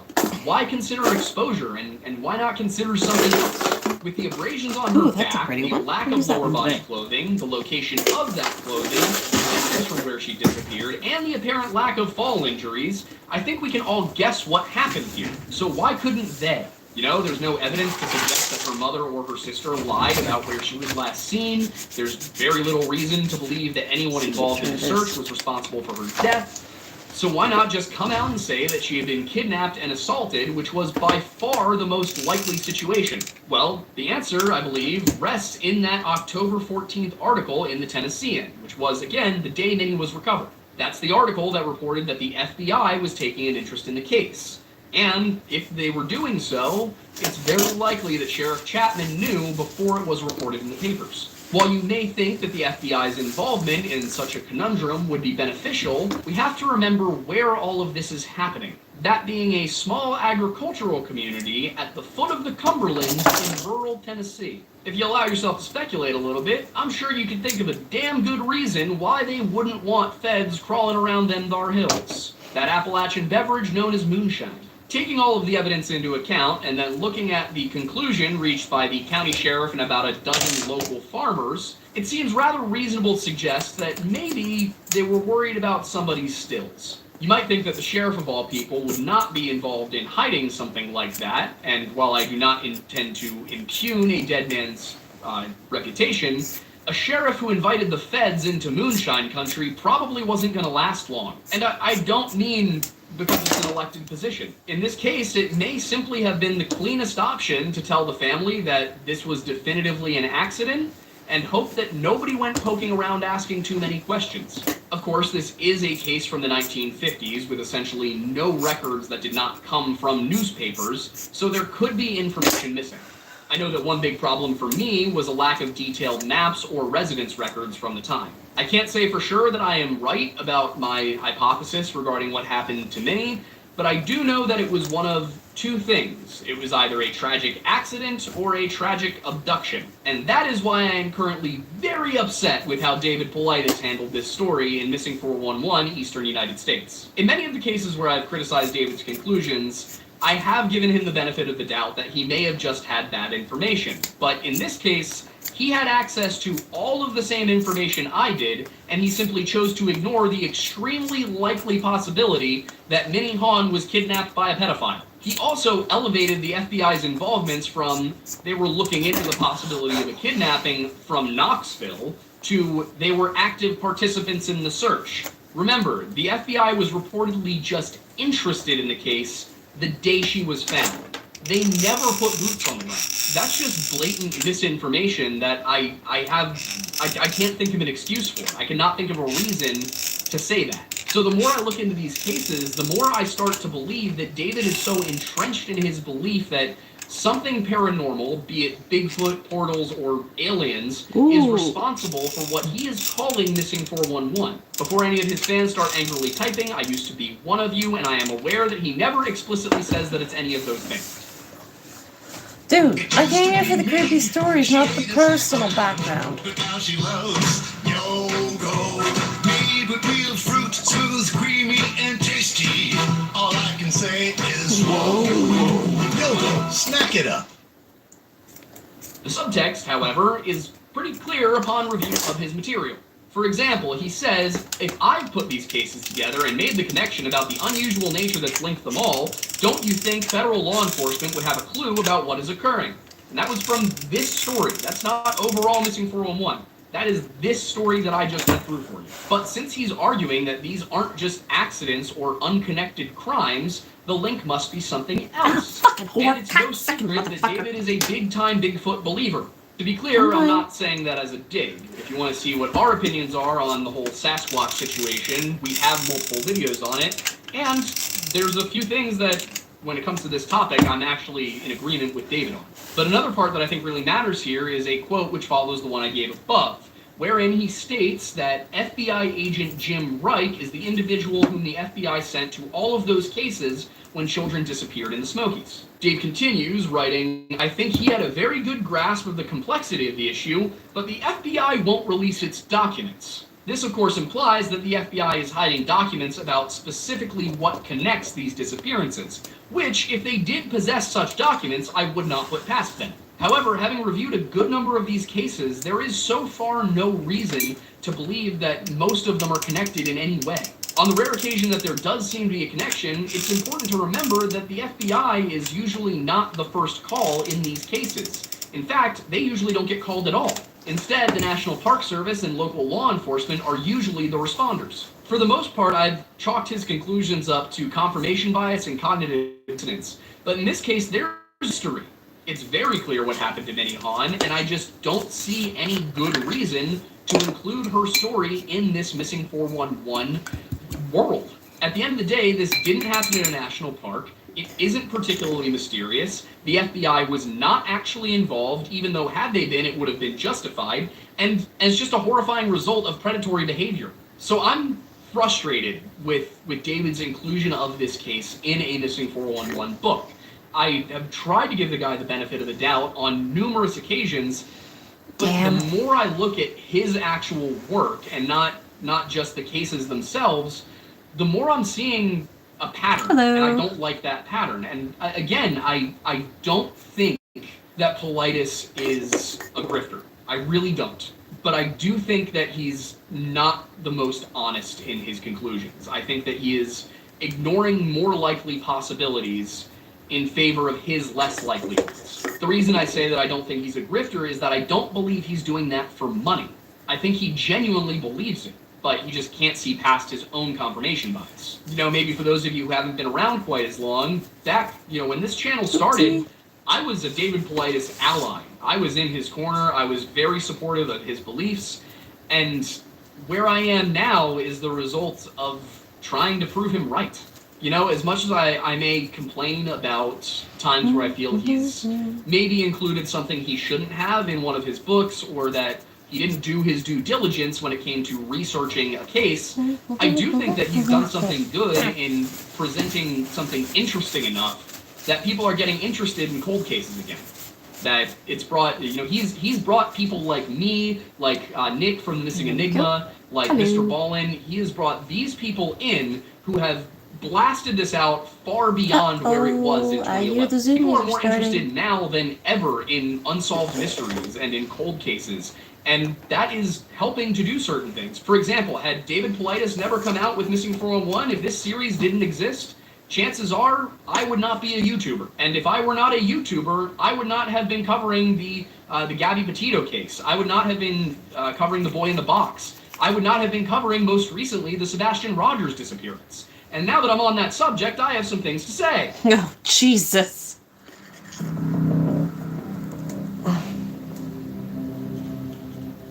I'm going to read off some names to you, all right? Dennis Martin, Garrett Bardsley, Charles McCullers, Stacey Aris, Minnie Hahn, Abe Ramsey, and Trenny Gibson. Every single one of those people was a child when they disappeared. Well, except for Charles, but I'll explain why I'm including him in a moment. In every single one of these cases, the parents were on the scene.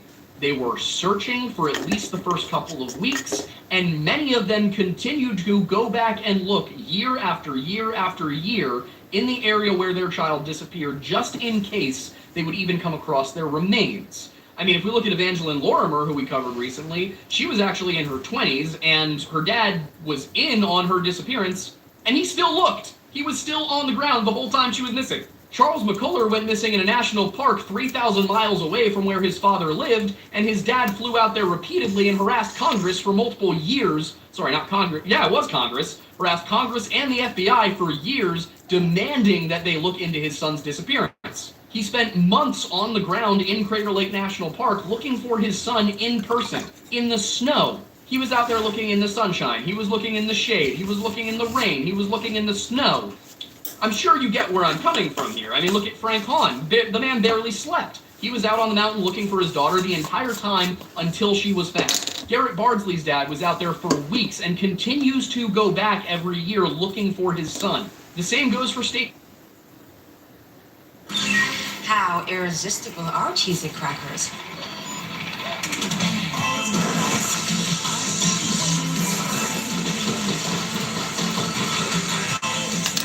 Needed cheese made with real cheese.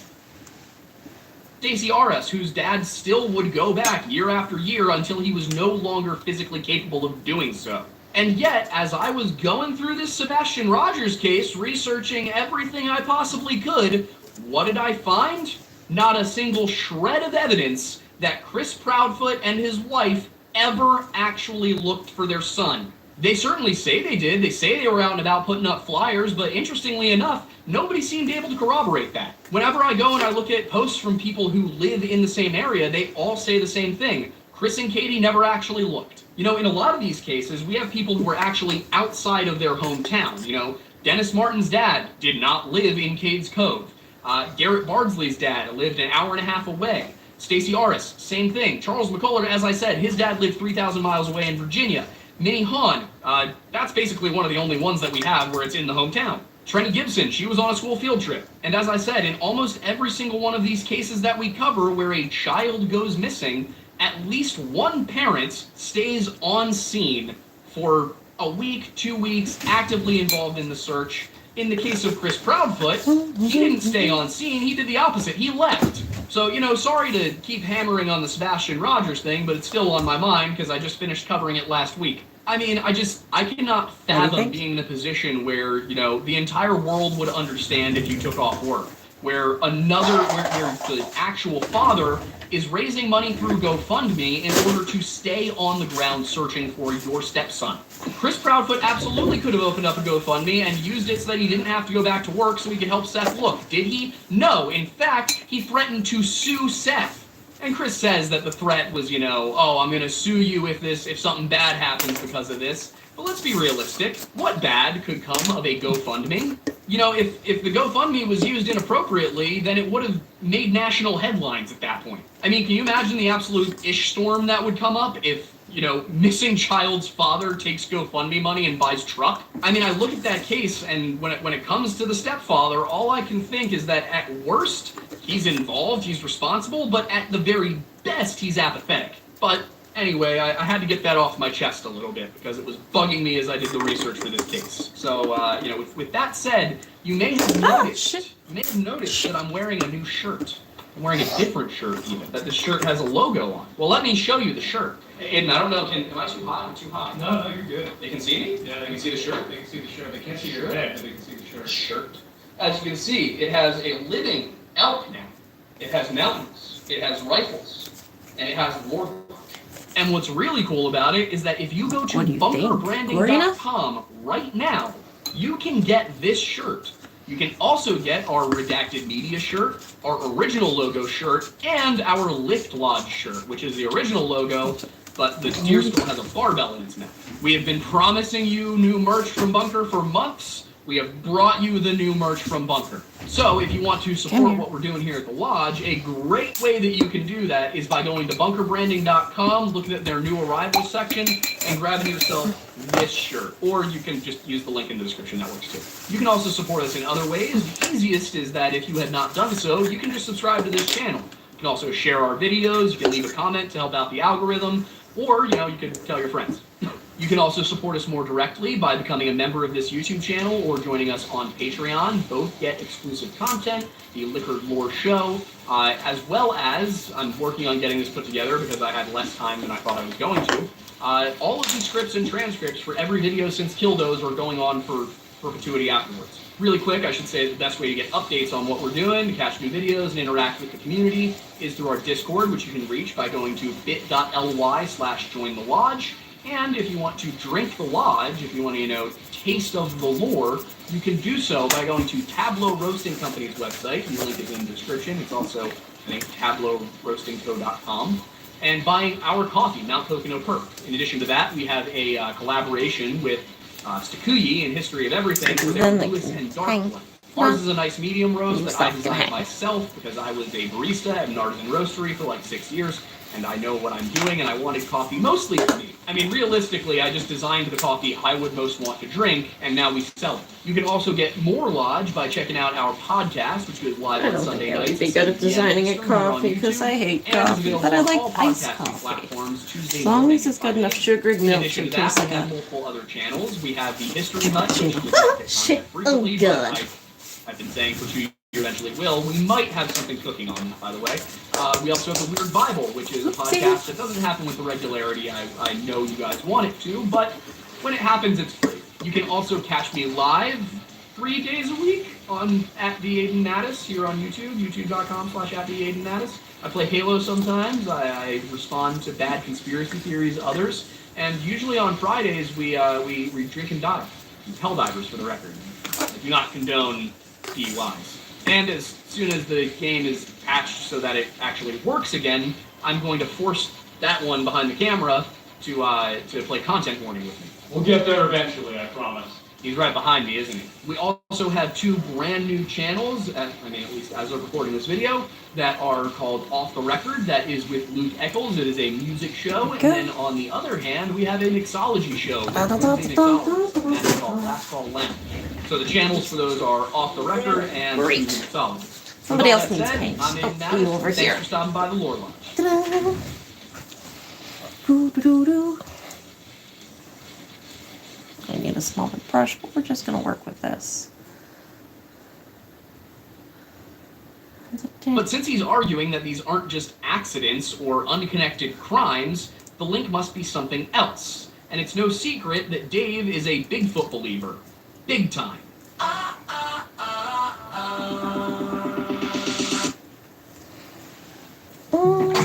1 minute of skincare for 5 benefits in 1. Try Olay. Maybe some eyes, actually. Get a free drink and chips. I got some little tiny eyes. It might be too small to use, though.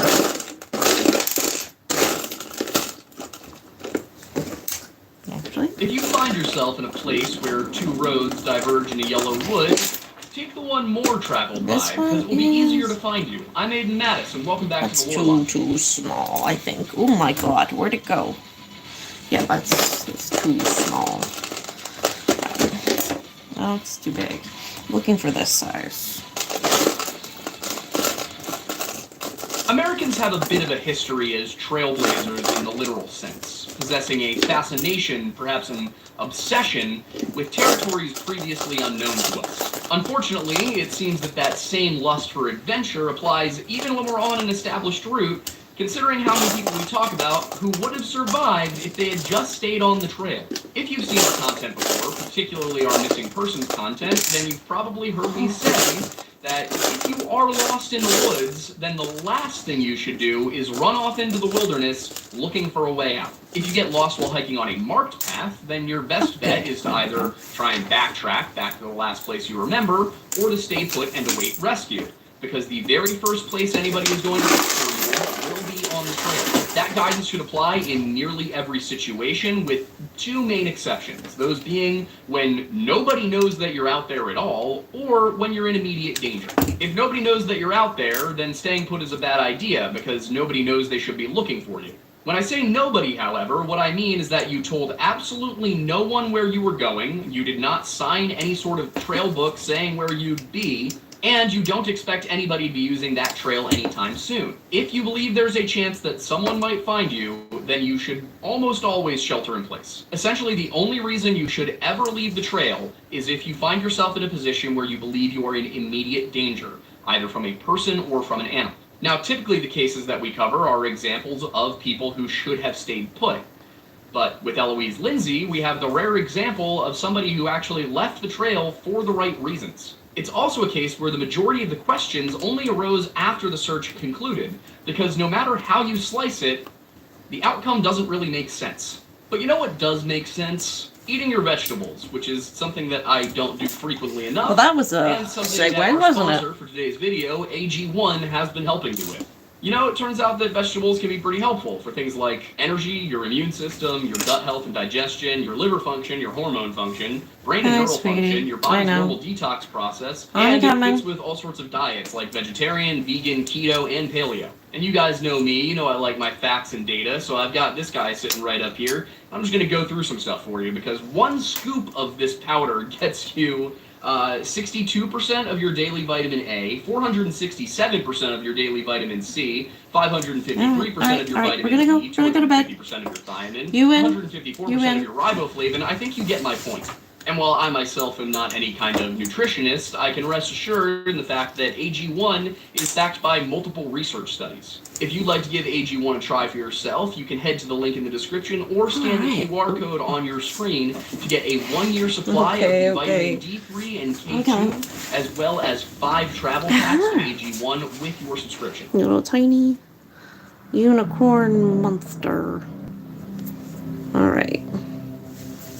Eloise Lindsay graduated from Agnes Scott College in May of 1989, and after that felt that she needed some time to decide what it is she wanted to do next, and she was split between teaching, graduate school, Alright, well thanks for stopping by, everybody. Got a few things done tonight, and I will see you in another one. Bye-bye.